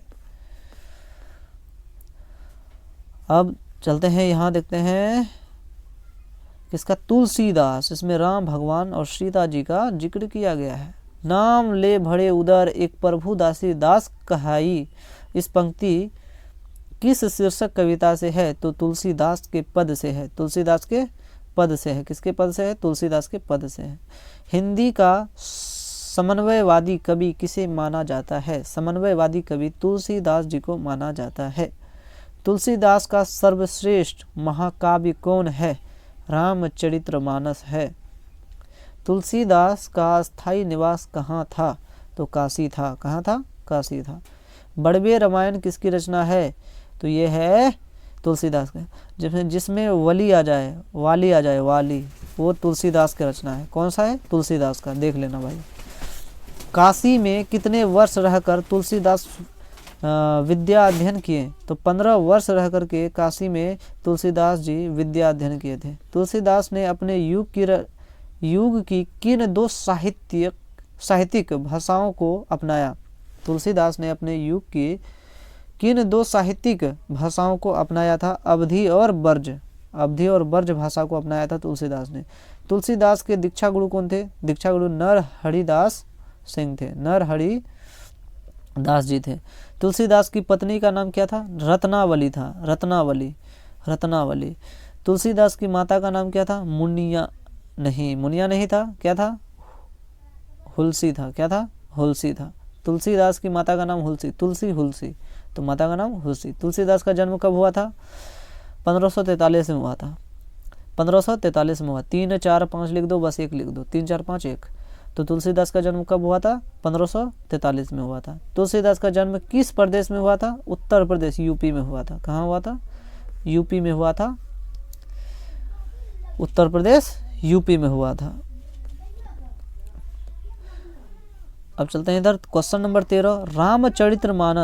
रामचरितमानस किसकी रचना है? तो तुलसीदास जी का है। किसका है? तुलसीदास जी का है। तुलसीदास किस शाखा के कवि थे? तो तुलसीदास जो था ना राम मार्गी का था। कौन सा? राम मार्गी का। प्रेम मार्गी जब कहेगा तो वो कौन सा हो जाएगा? मलिक मोहम्मद जायसी जी। प्रेम मार्गी कौन थे? मलिक मोहम्मद जायसी। राम मार्गी कौन था? तुलसीदास जी। गीतावली, वली आ गया, वली बताए थे, वली गीतावली, तो ये कौन आ जाएगा? तुलसीदास जी। वली आ गया तो तुलसीदास। तो गोस्वामी तुलसीदास हिंदी के कैसे महाकवि हैं? तो कैसे महाकवि थे? जातीय महाकवि थे। कौन सा थे? जातीय महाकवि थे। तुलसीदास ने प्रथम पद में किसकी स्तुति की? तो सीता जी की थी। किसकी थी? सीता जी की। तुलसीदास के दोनों पदों में किस रस की व्यंजना हुई थी? भक्ति रस की हुई है। दोनों पंक्ति में किसका हुआ था? दोनों पदों में हुआ है, भक्ति रस का ही व्याख्या हुआ है, यानी कि व्यंजना किया गया है। तुलसीदास ने प्रथम पद में अपना परिचय किस रूप में दिखाया है? सीता के दास के रूप में दिखाया है। ये होगा सीता के दास के रूप में होगा। ठीक। कबटुक अम्ब अवसर पाई। अम्ब संबोधन किसे के लिए किया गया है? अम्ब जो है ना, अम्ब का संबोधन किसके लिए है? तो ये सीता जी, माँ सीता के लिए है अम्ब का संबोधन। निम्न में कौन सी रचना तुलसीदास की है? दोहावली किसकी है? तुलसीदास जी की है, दोहावली। कौन सी रचना तुलसीदास की है? तो कौन सी रचना है? विनय पत्रिका तुलसीदास जी की है। कौन सी रचना तुलसीदास की नहीं है? तो आखिरी कलाम नहीं है। इसमें पार्वती मंगल है, बरवे संदीपनी है और कवितावली है। ये सब तुलसीदास जी की है, लेकिन आखिरी कलाम नहीं है। कवितावली में कौन सी रचनाकार है? देखो, कवितावली तुलसीदास, वली आ गया, तुलसीदास हो गया, वली जहाँ हो गया तुलसीदास। हनुमान बाहुग को तुलसीदास की किस कृति का एक अंग माना जाता है? तो कवितावली। हनुमान बाहुक को तुलसीदास की किस कृति का एक अंग माना जाता है? तो कवितावली का। रामचरितमानस की प्रधान रस है तो भक्ति रस। कैसी रस है? भक्ति रस, रामचरितमानस। निम्नलिखित में रामचरितमानस क्या है? तो महाकाव्य है। क्या है? महाकाव्य है। रामचरितमानस क्या है? एक महाकाव्य है। इनमें से कौन सी रचना तुलसीदास की नहीं है? तो नहीं है राधा स्तुति, नहीं है राधा स्तुति, नहीं है। मानस यानी कि रामचरितमानस का रचना का समय कब क्या था? तो संवत 1631, संवत 1631। रामचरितमानस की भाषा है तो अवधी भाषा थी। क्या थी? अवधी भाषा। रामचरितमानस कौन सी भाषा थी? अवधी भाषा। अब चलते हैं इधर, अवधी भाषा था रामचरितमानस। विनय पत्रिका की भाषा है अंतर्वेदी ब्रज भाषा है। तो अंतर्वेदी ब्रज भाषा, यानी कि ऑप्शन नंबर क्या हो जाएगा? बी हो जाएगा। तुलसीदास की जन्म कहाँ हुआ? तुलसीदास का जन्म कहाँ हुआ था? कहाँ हुआ था? ए नंबर ऑप्शन हो जाएगा, राजापुर बांदा उत्तर प्रदेश, राजापुर बांदा उत्तर प्रदेश। तुलसीदास का मूल नाम क्या था? तो राम बोला। क्या था? राम, राम मतलब जन्म हुआ था, ये राम पुकारा था, इसका मुंह से राम नाम का आवाज़ निकला था, राम बोल करके ही जन्म लिया था, इसीलिए इसका मूल नाम हो गया राम बोला। तुलसीदास के शिक्षा गुरु कौन थे? शेष सनातन। कौन थे? शेष सनातन जी। निम्न में से कौन सी रचना तुलसीदास की है? तो विनय पत्रिका किसका है? तुलसीदास जी की है। कौन सी कृति रचित है? तो रामचरितमानस तुलसी रचित है। कौन सी कृति तुलसीदास द्वारा रचित नहीं है? तो पंचवटी नहीं है, जानकी मंगल है, वैराग्य संदीपनी है और बर्वे रामायण है। ये सभी क्या है? तुलसीदास द्वारा है, लेकिन पंचवटी नहीं है। पाठ्य पुस्तक में संकलित तुलसी के पद और तुलसीदास की किस कृति के लिए है? तो विनय के पद से। पाठ्य पुस्तक में संकलित तुलसी के पद तुलसीदास के किस कृति से लिए गए हैं? तो विनय के पद से लिए गए हैं। तुलसीदास किस काल के कवि हैं? तो भक्ति काल के थे। कौन सी काल के? भक्ति काल के थे। हनुमान बाहुक रचना कितने छंदों में है? 44 छंदों में हनुमान बाहुक रचना है। छप्पया रचना है। चौथा चैप्टर है छप्पय। नाभादास का काव्य रचना क्षेत्र था। नाभादास जो है वृंदावन से जुड़ा हुआ है और छप्पय लिखा है। ये छंद है। छप्पय क्या है? छंद है। नाभादास की राम भक्ति मर्यादा के स्थान पर है तो माधुर्य भाव का पुट था। नाभादास जी किस धारा के संत थे? तो ये क्या थे? वैष्णव दर्शन के थे। कौन से थे? वैष्णव दर्शन के थे। बीजक के रचिता कौन है? कबीरदास हैं। कौन थे? कबीरदास जी। छप्पय शीर्षक के रचिता कौन है? नाभादास जी हैं। नाभादास की कौन सी रचना है? छप्पय है। नाभादास किस धारा के कवि हैं? सद्गुणोपासक राम भक्त धारा के। 2019-23 में पूछा गया है। नाभादास किसके समकालीन थे? ये तुलसीदास के समकालीन थे। नाभादास जो था ना तुलसीदास के समकालीन थे। नाभादास का जन्म कब हुआ था? कब हुआ था? 1570 में हुआ था। 1570 ईस्वी में हुआ था। अनुमानित है, अनुमान लगाया गया है। नाभादास का जन्म 1570 में हुआ था। कब हुआ था? 1570 में हुआ था। किसकी कविता को सुनकर कवि नाभादास सिर झुका लेते थे? कवि नाभादास किसका कविता सुनता था? सिर झुका? सूरदास का कविता ऐसा होता है ना, मतलब सुनते ही सिर झुक जाता था। कौन सी रचना नाभादास की है? कौन सी है? भक्त कला ये नाभादास जी की है। कौन सी है? भक्त कला। नाभादास की स्थायी निवास स्थान कहाँ है? नाभादास का स्थायी निवास कहाँ था? वृंदावन। कहाँ था? वृंदावन। संपूर्ण भक्तमाल में किस छंद की वंदना की गई है? छप्पय छंद की। भक्तमाल में छप्पय छंद की वंदना की गई है। छप्पय कितनी पंक्तियों के छंद होता है? 6। कितने होते हैं? 6। 6 से छंद, 6 से 6, 6 से छंद, 6 से 6। सूर्य के कवित्व को सुनकर सभी क्या करते हैं? तो सिर हिलाते हैं। कोई कविता सुनेगा सिर हिला देगा, छड़ेगा। तो सूर्य कवित्व सुनी कौन कवि? सूर्य कवित्व सुनी कौन कवि में कौन सा अलंकार है? तो अनुप्रास अलंकार। इसमें कौन सा अलंकार? अनुप्रास है।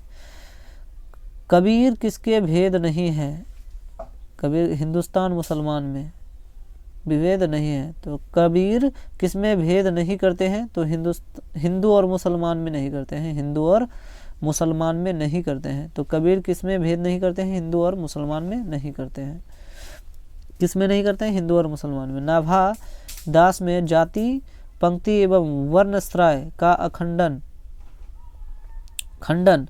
किस कवि के छप्पय में किया है? तो मतलब कबीर में। किस में किया है? कबीर में। नाभादास में जाति, पंक्ति एवं वर्णाश्रम का खंडन किस कवि के छप्पय में किया है? वो है कबीर। किसने किया है? कबीर ने किया है, कबीरदास जी ने। नाभादास का उदय हिंदी साहित्य के किस काल में हुआ था? तो भक्ति काल में हुआ था। नाभादास का उदय भक्ति काल में हुआ था। सबके हित का वचन कौन कहता है? तो पाठ के अनुसार कौन कहता है? कबीरदास जी कहते हैं सबके हित का वचन। कहानी का अर्थ क्या होता है? विश्वास या प्रतीति। विश्वास या प्रतीति। नाभादास के दीक्षा गुरु कौन है? स्वामी अग्रदास जी। कौन थे? स्वामी अग्रदास जी। भक्तमाल के रचिता कौन है? तो भक्तमाल के नाभादास जी हैं। कौन है? नाभादास। विमल बुद्धि हो तासु की जो यह गुण श्रवणी धरे, यह पंक्ति किसके है? यह पंक्ति है छप्पय से लिया गया है। नाभादास किसके शिष्य थे? तो स्वामी अग्रदास जी के। कौन थे? स्वामी अग्रदास जी के। कबीर दास किस शाखा के कवि हैं? तो निर्गुण शाखा के कवि कबीरदास जी हैं। नाभादास किस काल के कवि थे? नाभादास भक्ति काल के कवि थे। नाभादास की कविता किन दो कवियों के बारे में है? तो कबीरदास और सूरदास के बारे में। कबीरदास और सूरदास। नाभादास की जो कविता लिखा गया है, दो कवि के बारे में जिक्र किया गया है, जिसमें कबीरदास है और सूरदास जी हैं। कबीरदास जी और सूरदास जी हैं। अब चलते हैं कवित्व। कवित्व भूषण की कविता निम्न में से कौन है? तो भूषण जो है, भूषण ये कवित्व कौन है? भूषण का कौन है? भूषण की कविता निम्न में से कौन है? तो कवित्व है। भूषण की कविता निम्न में कौन है? कवित्व है। भूषण की कविता में कौन सा रस पाया जाता है? तो वीर रस पाया जाता है। कौन सा रस? वीर रस पाया जाता है। छत्रसाल दशक के कितने छंदों में महाराजा छत्रसाल की वीरता का बखान यानी कि यशोगान किया गया है? तो 10 छंदों में। कितने छंदों में? 10 छंदों में। कवित्व शीर्षक कविता के कवि कौन है? तो भूषण जी हैं। कौन है? भूषण जी हैं। भूषण रीति काल का किस धारा के कवि थे? रीति काल के जो था ना, रीति युक्त धारा के। किस काल के? रीति युक्त धारा के। कवित्व के प्रथम पद में कौन सा रस है? कौन सा रस है? तो वीर रस है। कौन सा रस है? वीर रस है। कवित्व के द्वितीय पद में किस रस का अभिव्यंजना हुई है? तो विभत्स रस का है। किसका? विभत्स रस का है। भूषण ने मुख्यतः किस भाषा में रचना किया है? तो भूषण ने ब्रज भाषा में रचना किया है। छत्रसाल की तलवार ने कौन सा रूप धारण कर रखा है? कौन सा? रौद्र रूप। कौन सा रूप? रौद्र रूप। छत्रसाल की तलवार काली देवी को क्यों प्रदान करती है? तो कौन? भोजन के लिए। क्यों करती है? भोजन के लिए करती है। लागती लपक कंठ बेड़नी के नागिन सी, इनमें से कौन सा अलंकार है? अनुप्रास अलंकार है। निम्नलिखित में कौन सी रचना भूषण की है? तो कौन सी रचना भूषण की है? शिवराज भूषण। भूषण में समुद्र अग्नि से किसकी तुलना की है? तो समुद्र अग्नि से किसकी तुलना की है? शिवाजी का। किसका? शिवाजी का। शिवाजी का तुलना समुद्र अग्नि से किया है। भूषण के प्रथम दंड में कौन सा रस है? तो वीर रस है प्रथम दंड में। ठीक। भूषण के द्वितीय छंद में किस रस का अभिव्यंजना हुई है? तो रौद्र रस का। किस रस का? रौद्र रस की अभिव्यंजना की है। तेज तम अंश पर कन्हा जिमी कंस पर, जो मल्लेच्छ वंश पर मोर शिवाराज है। तो बोल रहा है कि यह पंक्ति शीर्षक की कविता के है। तो ये कवित्व से लिया गया है। कहाँ से? कवित्व से लिया गया है। कौन सी कृति भूषण की है? कौन सी कृति भूषण की है? शिवा बावनी। कौन सी कृति है? शिवा बावनी। कवि भूषण की उपाधि दी गई थी चित्रकूट के सोलंकी राजा रुद्र साथे, उसने भूषण की उपाधि कवि को दिया गया था। शिवाजी भूषण में कितने अलंकार का निरूपण हुआ है? तो बोल रहा है कि अलंकारों का मतलब शिवराज भूषण में कितने अलंकारों का निरूपण हुआ है? तो 105 अलंकारों का निरूपण हुआ था। शिवा बावनी के कितने मुक्तों में छत्रपति शिवाजी की वीरता का बखान किया गया है? तो 52 मुक्तों का क्या किया गया है? वीरता का बखान किया गया। भूषण के प्रिय नायक हैं कौन है? छत्रपति शिवाजी और छत्रसाल। छत्रपति शिवाजी और छत्रसाल। शिवाजी के पुत्र का नाम क्या था? साहू जी। क्या था? साहू जी। शिवा बावनी में कितने मुक्तक हैं? 52 मुक्तक हैं। कितने मुक्तक हैं? 52 मुक्तक हैं। छत्रसाल दशक में छंद है 10 छंद हैं। कितने छंद हैं? 10 छंद हैं। भूषण के पिता का नाम क्या था? रत्नाकर त्रिपाठी जी। क्या थे? रत्नाकर त्रिपाठी जी। शिवराज भूषण किसकी कृति है? किसकी कृति है शिवराज भूषण? तो भूषण की है। किसकी है? भूषण की है। भूषण किस काल के कवि थे? किस काल के कवि थे भूषण जी? तो किस काल के कवि थे भूषण जी? ये रीति काल के कवि थे। रात में भूसा करने चले गए, रीति काल। शिवा बावनी में कितने मुक्तक हैं? 52 मुक्तक हैं। कितने? 52 मुक्तक हैं। चिंतामणि त्रिपाठी भूषण के कौन थे? तो भाई थे। चिंतामणि त्रिपाठी जो थे भूषण जी के भाई थे। शिवा बावनी में कौन सी वीरता का बखान किया गया है? शिवा बावनी में जो किया गया है शिवाजी की बखान किया गया है। छत्रसाल दशक किसकी कृति है? भूषण जी की है। छत्रसाल दशक किसकी कृति है? किसकी है? भूषण जी की है। किसकी है? भूषण जी की है। अब चलते हैं तुमुल कोलाहल कलह में, ये जयशंकर प्रसाद जी ने लिखा है। तुमुल कोलाहल कलह में जयशंकर प्रसाद जी का निधन कब हुआ था? 1937 में हुआ था। कब हुआ था? 1937 में। जयशंकर प्रसाद जी का महाकाव्य है कामायनी। क्या है? महाकामायनी है। कंकाल उपन्यास किस कवि की रचना है? तो जयशंकर प्रसाद जी की कंकाल रचना उपन्यास है। चीड़ विवाद विलीन मन की, ये कहाँ से लिया गया है पंक्ति? ये तुमुल कोलाहल कलह से लिया गया है।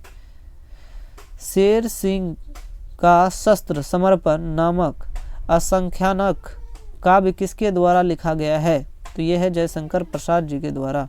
शेर सिंह का शास्त्र समर्पण नामक असंख्यानक काव्य किसके द्वारा लिखा गया है? तो जयशंकर प्रसाद जी के द्वारा लिखा गया है।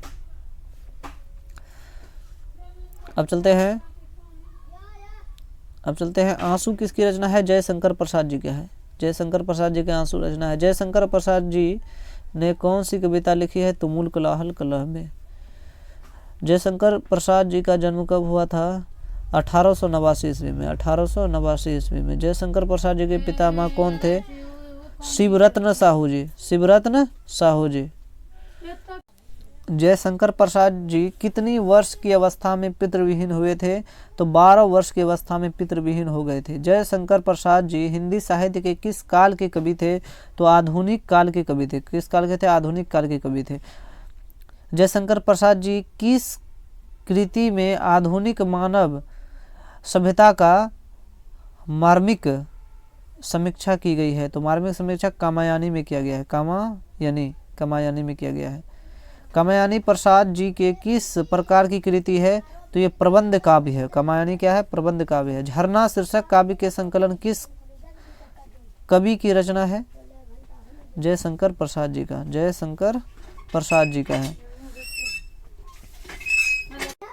तितली उपन्यास किनकी रचना है? तो ये किसका है? तो ये है जयशंकर प्रसाद जी का। जयशंकर प्रसाद जी के श्रेष्ठ भ्राता का क्या नाम था? शंभू रतन सिंह। किसका था? शंभू रतन सिंह था। कौन सी रचना जयशंकर प्रसाद की है? तो कंकाल है। जयशंकर प्रसाद जी क्या है? मनुष्य का शरीर क्यों थक जाता है? तो मन की चंचलता के कारण। मन की चंचलता से मनुष्य का शरीर थक जाता है। तुमुल कोलाहल कलह में प्रसाद जी किस रचना से लिया गया है? तो कामायनी से लिया गया है तुमुल कोलाहल कलह। सजल जलपात में कौन सा अलंकार है? तो ये कौन सा है? रूपक अलंकार है। कौन सा है? सजल जलपात में रूपक अलंकार है। मैं उषा की ज्याति में कौन सा अलंकार है? अनुप्रास अलंकार है। चाकती किसके लिए तरसता है? स्वाति नक्षत्र की पहली बूंद के लिए।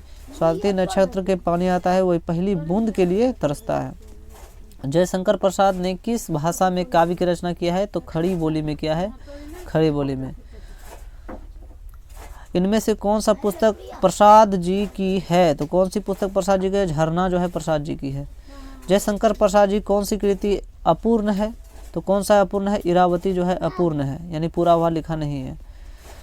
प्रसाद रचित महाकाव्य का नाम है कामायनी। ये महाकाव्य है कामायनी, बहुत इंपॉर्टेंट है। जयशंकर प्रसाद की सफलतम नाट्य कृति है? तो सफलतम है ध्रुव स्वामिनी जो है ना, जयशंकर प्रसाद जी की है। जयशंकर प्रसाद किस वाद के कवि थे? तो छायावाद के कवि थे जयशंकर प्रसाद जी। प्रसाद जी के पिता का नाम क्या था? तो देवी प्रसाद साहू जी थे। कौन थे? देवी प्रसाद साहू जी। प्रसाद जी यानी कि जयशंकर प्रसाद जी के जन्म कहाँ हुआ था? वाराणसी में हुआ था। कंकाल क्या है? उपन्यास है। कंकाल क्या है? उपन्यास है। ध्रुव स्वामिनी कैसी कृति है? ये नाट्य कृति है। देवी प्रसाद यानी कि देवी प्रसाद साहू जयशंकर प्रसाद के कौन लगते थे? पिताजी लगते थे। देवी प्रसाद साहू कौन लगते थे? पिताजी लगते थे जयशंकर प्रसाद जी के। तुमुल कोलाहल कलह में शीर्षक कविता के रचयिता कौन है? तो जयशंकर प्रसाद जी हैं। कामायनी के रचयिता कौन है? तो जयशंकर प्रसाद जी है। कामायनी एक महाकाव्य है। क्या है? महाकाव्य है। पुत्र वियोग सुभद्रा कुमारी चौहान ने लिखा है। मेरा खोया हुआ खिलौना अब तक मेरे पास न आया, इस पंक्ति किस शीर्षक कविता से है? तो पुत्र वियोग से है। किससे है? पुत्र वियोग से है। पुत्र वियोग से माँ का जीवन कैसा हो गया? तो सुना सुना हो गया। कैसा हो गया? सुना सुना हो गया। पुत्र किसी का वियोग होगा, सुना सुना जीवन हो जाएगा।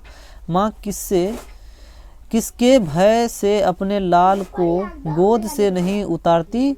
मतलब उतारी थी तो किसके भय से गोद से नहीं उतार रही थी, तो शीत के डर से नहीं उतार रही थी। बोल रही है माँ किसके भय से अपनी लाल को गोद से नहीं उतारी थी, किसके भय से नहीं उतारी थी, तो शीत के डर से नहीं उतारी थी। मैं असहाय विवश बैठी रही, उठ गया छौना मेरा। तो इस पंक्ति में शीर्षक कविता है तो पुत्र वियोग से ही है, ये लिया गया है पुत्र वियोग से। पुत्र वियोग शीर्षक कविता में किसकी रचना है, तो सुभद्रा कुमारी चौहान जी का, सुभद्रा कुमारी चौहान जी का रचना है। तो इधर देखते हैं सुभद्रा कुमारी चौहान का जन्म कहाँ हुआ था, कहाँ हुआ था सुभद्रा कुमारी चौहान का जन्म कहाँ हुआ था, तो इलाहाबाद उत्तर प्रदेश में हुआ था। सुभद्रा कुमारी चौहान को किस पार्टी का MLA चुना गया था, तो कांग्रेस पार्टी का MLA चुना गया था सुभद्रा कुमारी चौहान जी का। सुभद्रा कुमारी चौहान किस वर्ग के कवियत्री मानी जाती है, तो राष्ट्रीय भावधारा के कवियत्री मानी जाती है। सुभद्रा कुमारी चौहान की कौन सी कृति नहीं है, तो प्रायश्चित नहीं है। सुभद्रा कुमारी चौहान की कौन सी कृति है, तो इसमें क्या है, सभा का खेल, यह सुभद्रा कुमारी चौहान की कृति है। सुभद्रा कुमारी चौहान जी के साहित्य में अपने युग के मूल उद्देश्य उसके भिन्न भिन्न रूप अपनी आमरहीन और प्राकृतिक शैली में प्रकट हुए हैं। यह किसका कथन है, मुक्तिबोध जी का, किसका है, मुक्तिबोध जी का। सुभद्रा कुमारी चौहान के अनुसार माँ के लिए अपने मन को समझाना कब कठिन हो जाता है, जब पुत्र की मृत्यु होने पर। सुभद्रा कुमारी चौहान बोलती है माँ के लिए अपने मन को समझाना कब कठिन होता है, जब उसके पुत्र का मृत्यु हो जाता है। पुत्र बोल रहा है पुत्र वियोग शीर्षक कविता में कवियत्री का खिलौना क्या है, तो उनका पुत्र क्या है, खिलौना है, उनका पुत्र ही खिलौना है उसका। सुभद्रा कुमारी चौहान का निधन कैसे हुआ था, कार दुर्घटना में हुआ था। कार दुर्घटना हो गया था, तब सुभद्रा कुमारी चौहान की मृत्यु हो गई थी।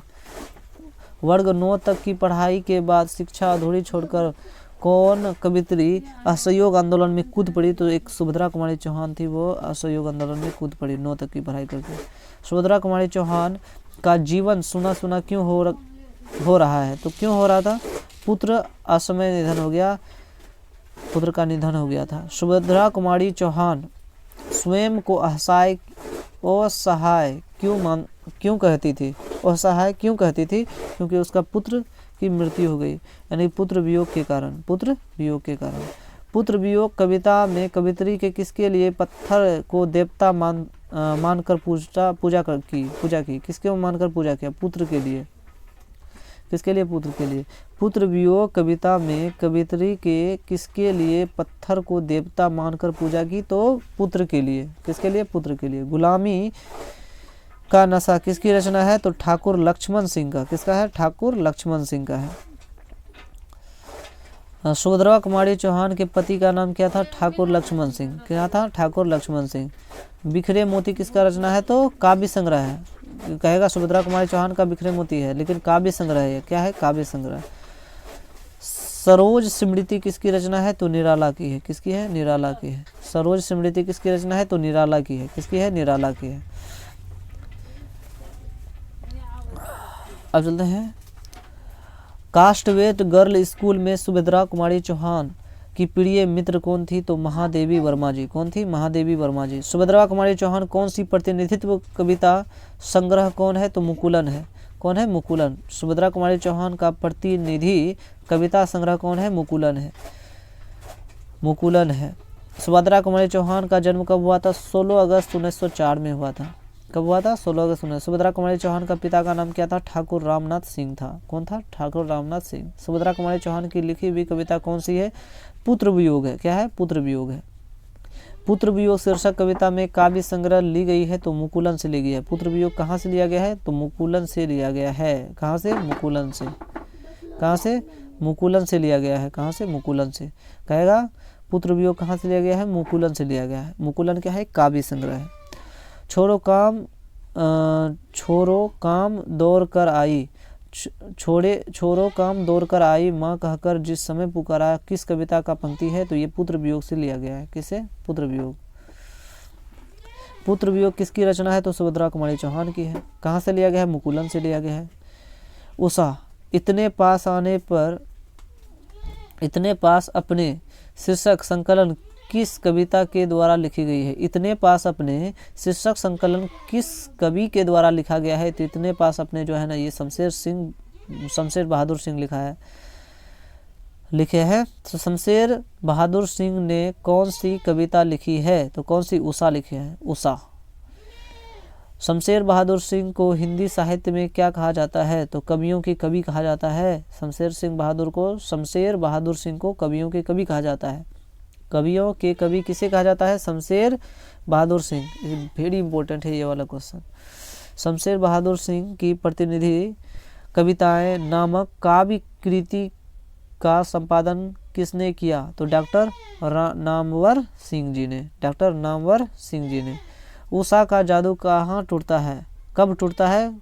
कैसे टूटता है उषा का जादू? उषा का जादू कब टूटता है? तो सूर्योदय होने पर उषा का जादू टूट जाता है। शमशेर बहादुर सिंह ने किस कोश को संप्रदान किया? तो उर्दू हिंदी कोश को संप्रदान किया।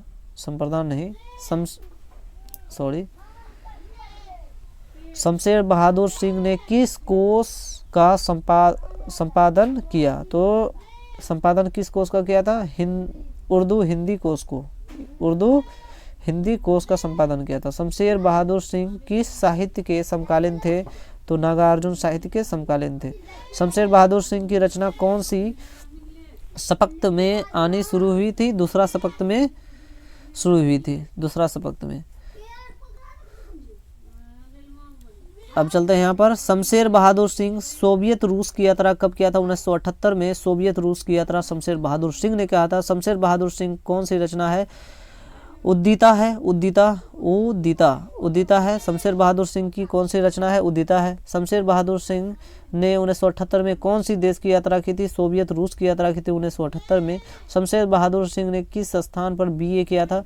इलाहाबाद में बीए किया था शमशेर बहादुर सिंह ने। शमशेर बहादुर सिंह का संबंध किस विश्वविद्यालय से रहा? तो विक्रम विश्वविद्यालय से रहा। कहाँ से? विक्रम विश्वविद्यालय से रहा। उषा कविता में प्रातः काल को किसके समान बताया गया? तो मतलब हो रहा है उषा कविता में प्रातः काल को किसके समान बताया गया है? नीले संख के समान बताया गया है। किसके समान? नीले संख के समान है। प्रकृति वर्णन से संबंधित कविता है। प्रकृति से संबंधित जो प्रकृति वर्णित जो कविता है जो उषा है, एक उषा जो है ना प्रकृति वर्णन से संबंधित कविता है। दूसरा शपथ का प्रकाशन वर्ष है। तो दूसरा शपथ का प्रकाशन वर्ष है 1957। दूसरा शपथ का प्रकाशन वर्ष है 1957। कब है? 1957 है। शमशेर बहादुर सिंह का जन्म कब हुआ था? 13 जनवरी 1911 में। 13 जनवरी 1911 में। शमशेर बहादुर सिंह का पिता का नाम या पत्नी का नाम क्या था? तो शमशेर बहादुर सिंह के पत्नी का नाम था क्या था? धर्म देवी जी। कौन सी कृति शमशेर बहादुर सिंह की है? तो कौन सी है? काल तुझसे होर है। ये कृति जो है शमशेर बहादुर सिंह की है। नील जल में या किसी की गोर झिलमिल दे जैसे हिल रही हो, यह पंक्ति की शीर्षक है? उषा से है। शमशेर बहादुर सिंह की रचना निम्न में कौन सा है? टूटी हुई बिखरी हुई। प्रभातकालीन आकाश कैसा है? प्रभातकालीन आकाश नीले संख के समान है। किसका जादू टूटता है? तो उषा का जादू टूटता है। उषा शीर्षक कविता का कवि है शमशेर बहादुर सिंह। कौन है? शमशेर बहादुर सिंह। चुका भी नहीं हूँ शमशेर बहादुर सिंह। किसने रचा है? शमशेर बहादुर सिंह ने। सुकून की तलाश किसकी रचना है? तो शमशेर बहादुर सिंह की है। सुकून की तलाश किसकी रचना है? शमशेर बहादुर सिंह की रचना है। शमशेर बहादुर सिंह का जन्म कहाँ हुआ था? देहरादून में हुआ था। कहाँ हुआ था? देहरादून में। जन जन का चेहरा एक, गजानन माधव मुक्तिबोध। जन जन का चेहरा एक ही है, लेकिन गणेश जी का जो मुंह जो है ना अलग है। जन जन का चेहरा एक, गजानन माधव मुक्तिबोध। मुक्तिबोध का पूरा नाम क्या था? गजानन माधव मुक्तिबोध। दानव दुरात्मा एक, मानव की आत्मा एक। यह पंक्ति किस है? जन जन का चेहरा एक। यह पंक्ति जो है जन जन के चेहरा एक से लिया गया है।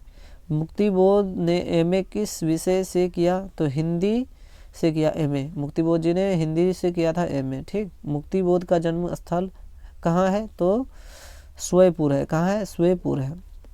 हिंदी साहित्य में गजानन माधव मुक्तिबोध का उदय कैसे कवि के रूप में हुआ? कैसे हुआ था?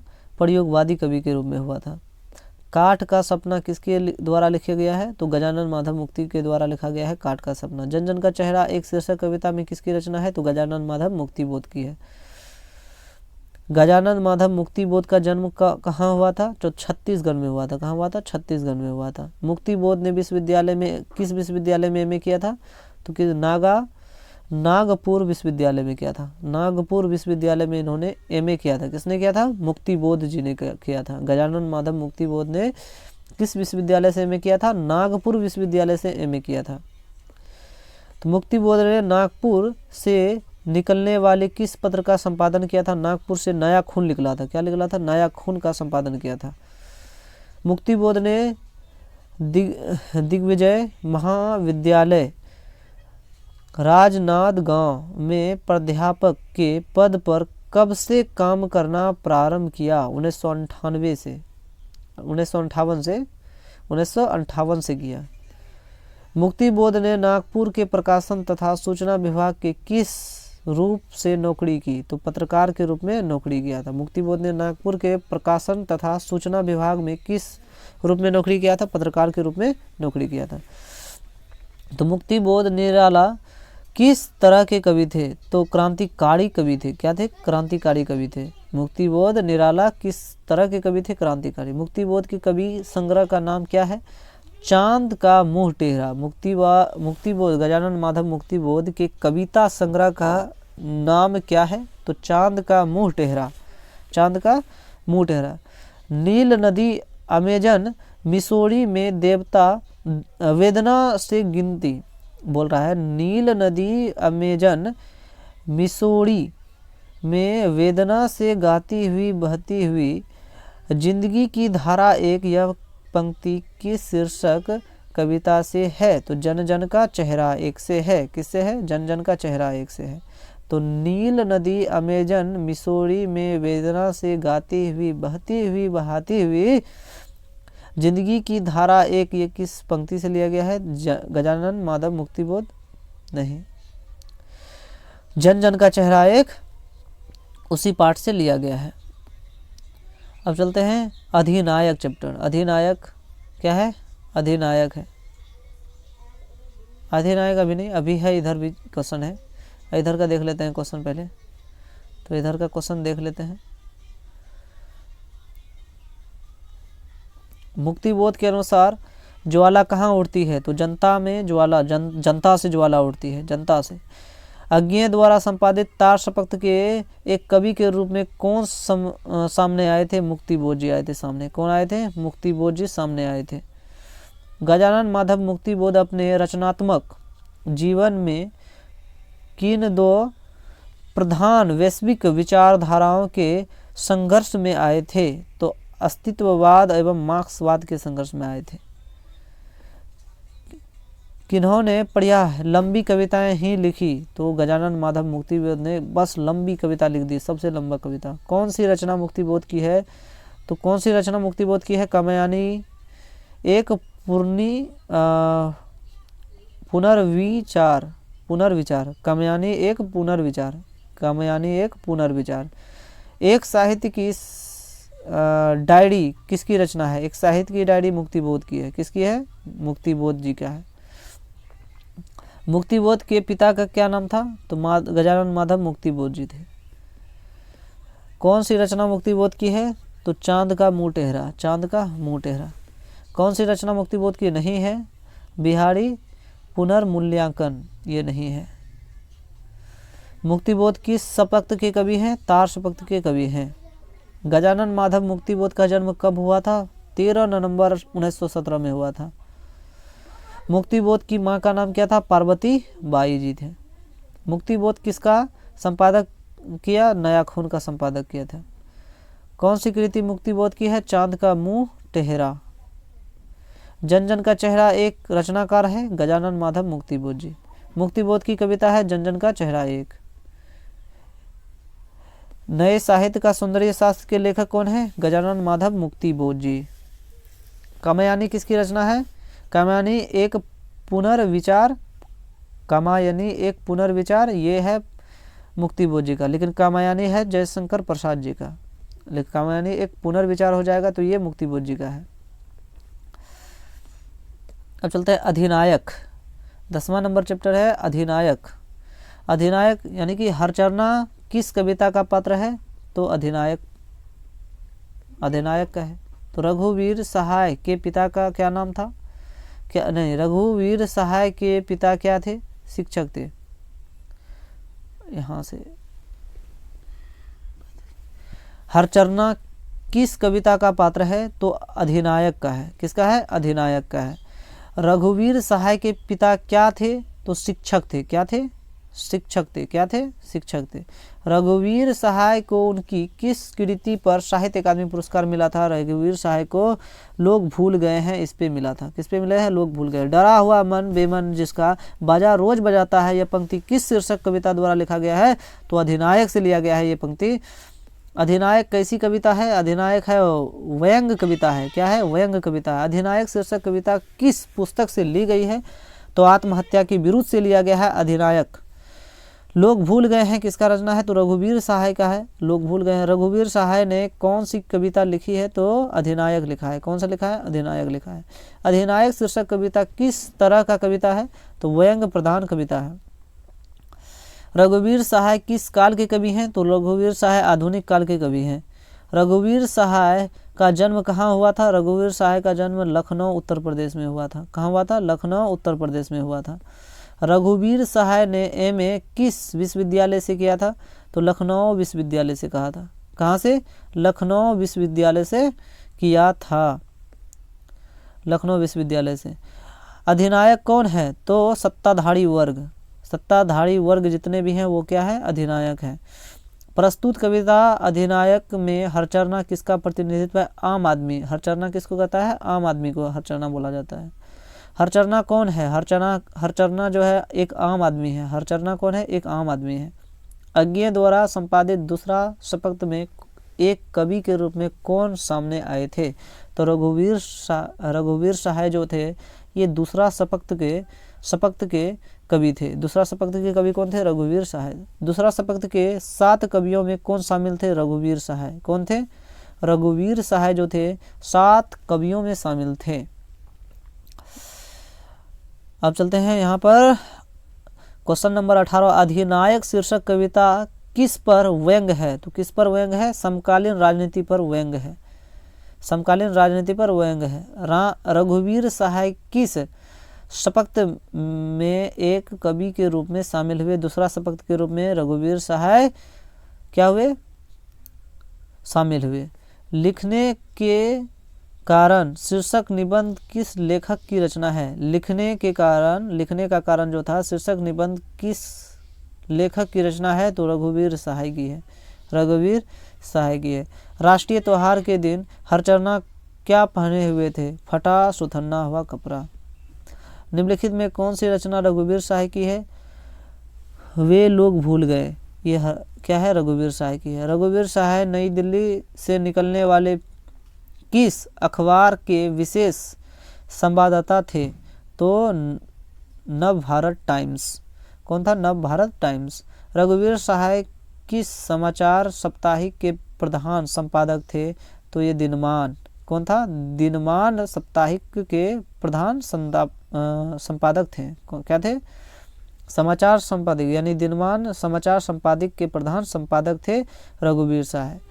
दिल्ली मेरा प्रदेश क्या है? दिल्ली मेरा प्रदेश क्या है? एक निबंध है। दिल्ली मेरा प्रदेश क्या है? निबंध है। ये किसके द्वारा? रघुवीर सहाय के द्वारा लिखा गया है। आत्महत्या के विरुद्ध क्या है? आत्महत्या के विरुद्ध क्या है? कविता है। रघुवीर सहाय का जन्म 9 दिसंबर 1929 में हुआ था। रघुवीर सहाय के पिता का क्या नाम था? तो रघुवीर सहाय के पिता का नाम था हरदेव सहाय। क्या था? हरदेव सहाय। रघुवीर सहाय का जन्म स्थल कहाँ हुआ था? लखनऊ में हुआ था जन्म। कौन सी कृति रघुवीर सहाय की है? तो कौन सी कृति है? सीढ़ी पर धूप। सीढ़ियों पर धूप में, सीढ़ियों पर धूप में, ये किसकी कृति है? रघुवीर सहाय की। अधिनायक के रचिता कौन है? रघुवीर सहाय जी। अधिनायक के रचिता कौन है? रघुवीर सहाय। हंसो हंसो जल्दी हंसो, ये किसका है कृति है? तो रघुवीर सहाय की है, कवि। रघुवीर सहाय किसके प्रधान संपादक थे? तो किसके प्रधान संपादक थे? रघुवीर सहाय दिनमान के प्रधान संपादक थे। रघुवीर सहाय किस कृति के रचनाकार हैं? तो वो कुछ पाते कुछ चिट्ठियाँ, कुछ पते कुछ चिट्ठियाँ, कुछ पते और कुछ चिट्ठियाँ। रघुवीर सहाय किस कृति के रचनाकार हैं? कुछ पते कुछ चिट्ठियाँ, कुछ पते और कुछ चिट्ठियाँ के। रघुवीर सहाय किस सती के रचनाकार हैं? तो 20वीं सदी के रचनाकार है, 20वीं सदी के रचनाकार है। प्यारे नन्हे बेटे। अब चलते हैं 11वां नंबर चैप्टर है प्यारे नन्हे बेटे। विनोद कुमार शुक्ल को 1999 में कौन सी पुरस्कार मिला? तो विनोद कुमार शुक्ल को साहित्य अकादमी पुरस्कार मिला था। विनोद कुमार शुक्ल का जन्म स्थान कहाँ था? तो राजनांदगांव छत्तीसगढ़, राजनांदगांव छत्तीसगढ़। विनोद कुमार शुक्ल का निवास स्थान कहाँ था? रायपुर छत्तीसगढ़ में। कहाँ था? रायपुर छत्तीसगढ़ में। विनोद कुमार शुक्ल ने कौन सी कविता लिखी? तो प्यारे नन्हे बेटे लिखी, प्यारे नन्हे बेटे। रघुवीर सहाय स्मृति पुरस्कार विनोद कुमार शुक्ल को कब प्रदान किया गया? तो रघुवीर सहाय स्मृति पुरस्कार 1992 में मिला था, यहाँ गलती दिया था 1992 में। 1999 में विनोद कुमार शुक्ल को कौन सा पुरस्कार प्रदान किया गया? साहित्य अकादमी पुरस्कार 1992 में मिला था, 1999 में मिला था साहित्य अकादमी पुरस्कार विनोद कुमार शुक्ल को। विनोद कुमार शुक्ल का पहला कविता संग्रह लगभग जय हिंद पहचान सीरीज का अंतर्गत कब प्रकाशित किया गया? 1971 में। कब किया गया था? 1971 में किया गया था। विनोद कुमार शुक्ल विश्वविद्यालय में एसोसिएट प्रोफेसर रहे। किस विद्यालय में एसोसिएट प्रोफेसर रहे? इंदिरा गांधी कृषि विश्वविद्यालय में एसोसिएट प्रोफेसर रहे। विनोद कुमार शुक्ल का पहला कविता संग्रह कौन सा है? तो लगभग जय हिंद जो है पहला कविता संग्रह है विनोद कुमार शुक्ल जी का, लगभग जय हिंद। प्यारे नन्हे बेटे को कविता किस शैली में लिखी गई है? प्यारे नन्हे बेटे को कविता किस शैली में लिखा गया है? वार्तालाप शैली में, वार्तालाप शैली में। प्यारे नन्हे बेटे को कविता का नायक कहाँ का रहने वाला है? कहाँ का रहने वाला? प्यारे नन्हे बेटे को कविता का नायक कहाँ का रहने वाला है? तो भिलाई छत्तीसगढ़ का रहने वाला है, भिलाई छत्तीसगढ़ का रहने वाला है। विनोद कुमार शुक्ल 20वीं सदी के किस दशक में एक कवि के रूप में सामने आए थे? तो 7वें और 8वें दशक में।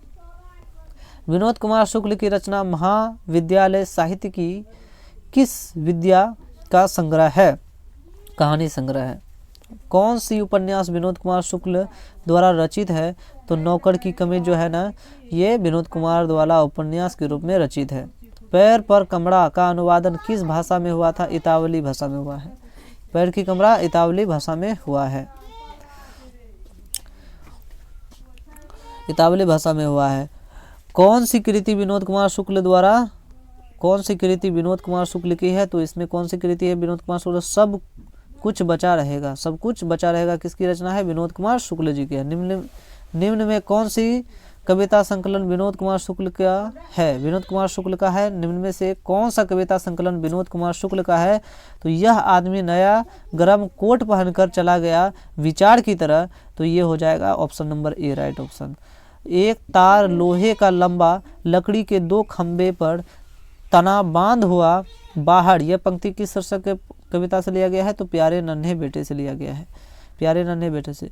विनोद कुमार शुक्ल का जन्म कहाँ हुआ था? छत्तीसगढ़ में हुआ था। कहाँ हुआ था? छत्तीसगढ़ में। विनोद कुमार शुक्ल का जन्म कब हुआ था? तो 1 जनवरी कब हुआ था? 1 जनवरी 1937 में हुआ था, 1 जनवरी 1937 में हुआ था। विनोद कुमार शुक्ल का जन्म कब हुआ था? 1 जनवरी 1937 में हुआ था। प्यारे नन्हे बेटे को शीर्षक कविता में किस कविता का संकलित है?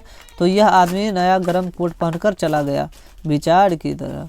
तो ऑप्शन नंबर डी हो जाएगा, राइट ऑप्शन नंबर डी हो जाएगा, 21 का ऑप्शन नंबर डी हो जाएगा। तो मोहन राकेश और नहीं सॉरी ऑप्शन क्वेश्चन नंबर 22 है।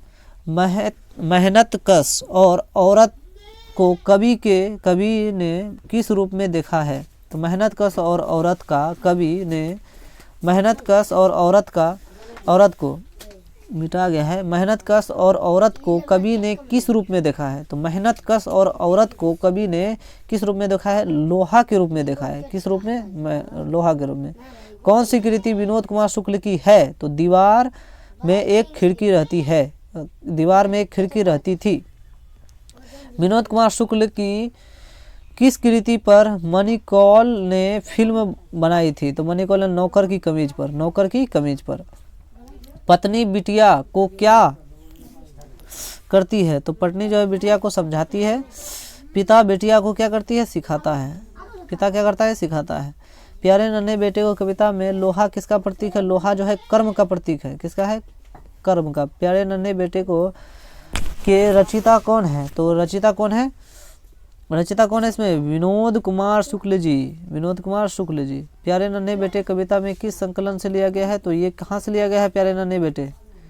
वह आदमी नया गरम कोट पहनकर चल गया विचार की तरह, ये नंबर हो जाएगा इसका। नौकर की कमीज क्या है? उपन्यास है। क्या है? उपन्यास है।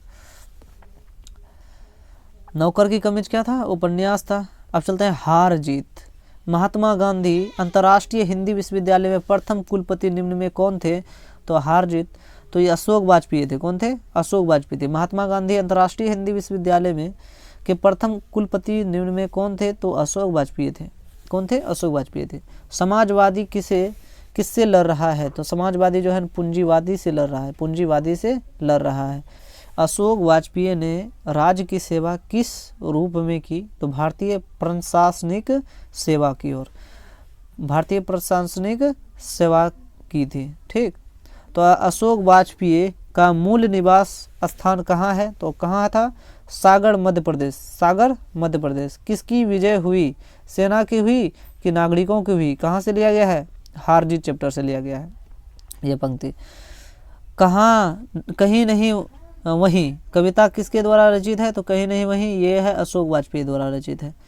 अशोक वाजपेयी ने कौन सी कविता लिखी है? तो हार जीत। कौन सी? हार जीत। अशोक वाजपेयी की माँ का नाम क्या है? तो क्या नाम था? निर्मला देवी जी। क्या था? निर्मला। अशोक वाजपेयी का जन्म कहाँ हुआ था? दुर्गा, छत्तीसगढ़ में हुआ था। हार जीत कविता वाजपेयी के लिए कविता संकलन से लिया गया है। तो कहाँ? कहीं नहीं वहीं। हार जीत कहाँ से लिया गया है? कहीं नहीं वहीं से। अशोक वाजपेयी ने किस विश्वविद्यालय से बीए किया? सागर विश्वविद्यालय से बीए किया था अशोक वाजपेयी ने। अशोक वाजपेयी ने किस कॉलेज से एमए किया था? तो Saint Stephen's College Delhi. Saint Stephen's College जो दिल्ली था, सेंट स्टीफेंस कॉलेज दिल्ली से अशोक वाजपेयी ने क्या किया? एमए किया। हार जीत शीर्षक कविता में किस प्रकार की रचना है? तो गद्य कविता है, गद्य कविता है हार जीत। अशोक वाजपेयी किस विश्वविद्यालय के कुलपति रह चुके? अशोक वाजपेयी जो थे किस विश्वविद्यालय के कुलपति रह चुके? तो महात्मा गांधी अंतर्राष्ट्रीय हिंदी विश्वविद्यालय के कुलपति रह चुके थे। हार जीत कविता में हार जीत कविता में क्या है? उत्साह कौन मना रहा है? तो उत्साह कौन मना? हार जीत कविता में उत्साह कौन मना रहा है? तो शासक दल जो है उत्साह मना रहे हैं। हार जीत कविता में शासक लोग क्या मना रहे हैं? उत्साह मना रहे हैं। हार जीत कैसी कविता है? तो गद्य कविता है। क्या है? गद्य कविता। हार जीत कैसी कविता है? गद्य कविता है। कैसी कविता है? गद्य कविता है। हार जीत कविता में किसका प्रश्न उठाया गया? तो किसका? हार का। अशोक वाजपेयी जी ने कहाँ रहकर स्वतंत्र लेखन किया था? तो अशोक वाजपेयी जी ने कहाँ रह करके स्वतंत्र लेखन किया था? तो दिल्ली में रह करके इन्होंने स्वतंत्र लेखन शुरू किया। कौन सी रचना अशोक वाजपेयी की है? तो उम्मीद का दूसरा नाम। उम्मीद का दूसरा नाम। एक पतंग अनंत में किसकी रचना है? तो अशोक वाजपेयी की है। कौन सा काव्य संग्रह अशोक वाजपेयी द्वारा रचित नहीं है? तो कौन सा नहीं है? तो गंगा तट नहीं है। कौन सा नहीं है? गंगा तट। तत्पुरुष किसकी रचना है? तत्पुरुष किसकी रचना? अशोक वाजपेयी की। तत्पुरुष किसकी रचना है? अशोक वाजपेयी जी का है। अशोक वाजपेयी जी का है। इबारत में गिरी मात्राएं किस शीर्षक कविता संग्रह किसकी रचना है? तो ये अशोक वाजपेयी की है। ये उत्सव मना रहे हैं, इनमें से किसके लिए आया है? वे उत्सव मना रहे हैं तो नागरिक के लिए। किसके लिए? नागरिक के लिए। कश्यप दिखाई नहीं दे रहा, थोड़ा सा जूम करने दो। मशक वाला क्या कर रहा है? मशक, बूढ़ा मशक वाला जो था वो क्या कर रहा था? तो मशक वाला सड़क सींच रहा था, सड़क को साफ कर रहा था, सींच रहा था, सड़क सींच रहा था मशक वाला। अशोक वाजपेयी का जन्म कब हुआ था? 16 जनवरी 1941 में हुआ था। कब हुआ था? 16 जनवरी 1941 में अशोक वाजपेयी जी का जन्म हुआ था। अशोक वाजपेयी के पिता का नाम क्या था? परमानंद वाजपेयी। क्या था? परमानंद वाजपेयी। कौन सी कृति अशोक वाजपेयी जी का नहीं है? तो इसमें कौन सा कृति अशोक वाजपेयी का नहीं है? कोणार्क नहीं है, कोणार्क नहीं है। कौन सी कृति अशोक वाजपेयी जी की है? तो इसमें कौन सा है? कवि कह गया, कवि कह गया, कवि कह गया। हार जीत कविता के रचिता कौन है? तो अशोक वाजपेयी। कौन है? हार जीत कविता के रचिता कौन है? अशोक वाजपेयी। अशोक वाजपेयी ने किस पत्रिका का संपादन किया था? तो कहेंगे पूर्वग्रह का। घास का दुबका आकाश किसकी रचना है? घास में दुबका आकाश किसकी रचना है? तो अशोक वाजपेयी जी का, अशोक वाजपेयी जी का। अशोक वाजपेयी किस काल के कवि थे? आधुनिक काल के कवि थे। किस काल के थे? आधुनिक काल के कवि थे। अशोक वाजपेयी किस काल के थे? आधुनिक काल के कवि थे। लास्ट चैप्टर, गांव का घर। पंचायती राज में जैसे खो गए पंच परमेश्वर, यह पंक्ति किस शीर्षक कविता से है? तो गांव का घर से है। गांव का घर से। ज्ञानेंद्र पति का जन्म स्थल कहाँ है? तो गोड्डा झारखंड में, गोड्डा झारखंड। ज्ञानेंद्र पति के माता पिता का नाम क्या है? तो माता पिता का नाम क्या था? माता पिता का नाम क्या था? तो सरला देवी एवं देवेंद्र प्रसाद चौबे। सरला देवी माता का नाम था और देवेंद्र प्रसाद चौबे उनके पिता का नाम था। ज्ञानेंद्र पति किस प्रशासनिक पद पर थे? तो प्रशासनिक पद पर थे तो कारा अधीक्षक, तो कारा अध्यक्ष था, अध्यक्ष तो कारा अध्यक्ष था। तो ज्ञानेंद्र पति किस प्रशासनिक पद पर थे? तो कारा अध्यक्ष था। पंचायती राज में क्या खो गया है? पंचमेश्वर खो गया है। पंचायती में पंचन खोएगा तो पंच परमेश्वर। ज्ञानेंद्र पति बिहार लोक सेवा आयोग द्वारा चयनित होकर किस पद स्थापित हुए? किस पद पर हुए थे? कारा अध्यक्ष पर हुए थे। कौन सा? कारा अध्यक्ष पर हुआ था। ज्ञानेंद्र पति ने कौन सी कविता लिखी? तो गांव के घर लिखे, गांव के घर। ज्ञानेंद्र पति किस काल के कवि हैं? तो आधुनिक काल के कवि ज्ञानेंद्र पति जी थे। ज्ञानेंद्र पति 20वीं सदी के किस दशक में उदित हुए? तो ज्ञानेंद्र पति जी 20वीं सदी के किस दशक में उदित हुए थे? तो 8वें दशक में हुए थे। किस दशक में हुए थे? 8वें दशक में हुए थे। ज्ञानेंद्र पति के पिता का नाम क्या था? तो देवेंद्र प्रसाद चौबे था। क्या था? देवेंद्र प्रसाद चौबे। ज्ञानेंद्र पति BA तथा अंग्रेजी में MA किस विश्वविद्यालय से किया था? पटना विश्वविद्यालय से किया था ज्ञानेंद्र पति जी ने। ज्ञानेंद्र पति ने हिंदी में MA किस विश्वविद्यालय से किया था? ज्ञानेंद्र पति जी ने हिंदी में MA किस विश्वविद्यालय से किया था? तो बिहार विश्वविद्यालय से किया था, जो कि मुजफ्फरपुर से किया था इन्होंने। बिहार के मुजफ्फर जिला से किया था, बिहार के मुजफ्फर से किया था। तो बिहार विश्वविद्यालय मुजफ्फर से किया था। ज्ञानेंद्र पति जी ने हिंदी में किया था। ज्ञानेंद्र पति जी को उनकी किस रचनाओं के लिए 2006 में साहित्य अकादमी पुरस्कार प्रदान किया गया? यानी कि ज्ञानेंद्र पति जी को कौन सा ऐसा रचना लिखा जो 2006 में साहित्य अकादमी पुरस्कार दिया गया? तो संशय आत्मा।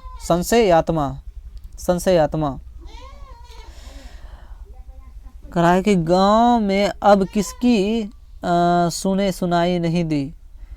किसकी? लोकगीत की अब कोई सुने सुनाई नहीं, कहीं नहीं लोकगीत गाया जा रहा है, अब तो बस ऑर्केस्ट्रा चल रहा है। अब चलता है ज्ञानेंद्र पति की रचना एक चक्रानगरी क्या है? काव्य, नाटक है। एकचक्रा नगरी क्या है? काव्य नाटक। कौन सी रचना ज्ञानेंद्र पति जी की नहीं है? तो थोड़ी सी जगह नहीं है, संशयात्मा है, कवि ने कहा, और मिभसार है, लेकिन थोड़ी सी जगह नहीं है। कौन सी रचना ज्ञानेंद्र पति जी की है? तो कौन सी रचना है? गंगा तट। गंगा तट क्या है? ज्ञानेंद्र पति जी की है। आँख हाथ बनते हुए कविता किस कवि की रचना है? तो ज्ञानेंद्र पति जी की है। गांव के घर के भीतर आने से पहले किसे खांस कर आना पड़ता था? तो जो बूढ़े आदमी थे, बुजुर्गों को, यानी कि बूढ़े आदमी को आना पड़ता था खांस करके। सर्कस का प्रकाश बलुआ शहर से कितनी दूर आने वाला है? तो 10 कोस दूर से सर्कस का बुलावा आने वाला है।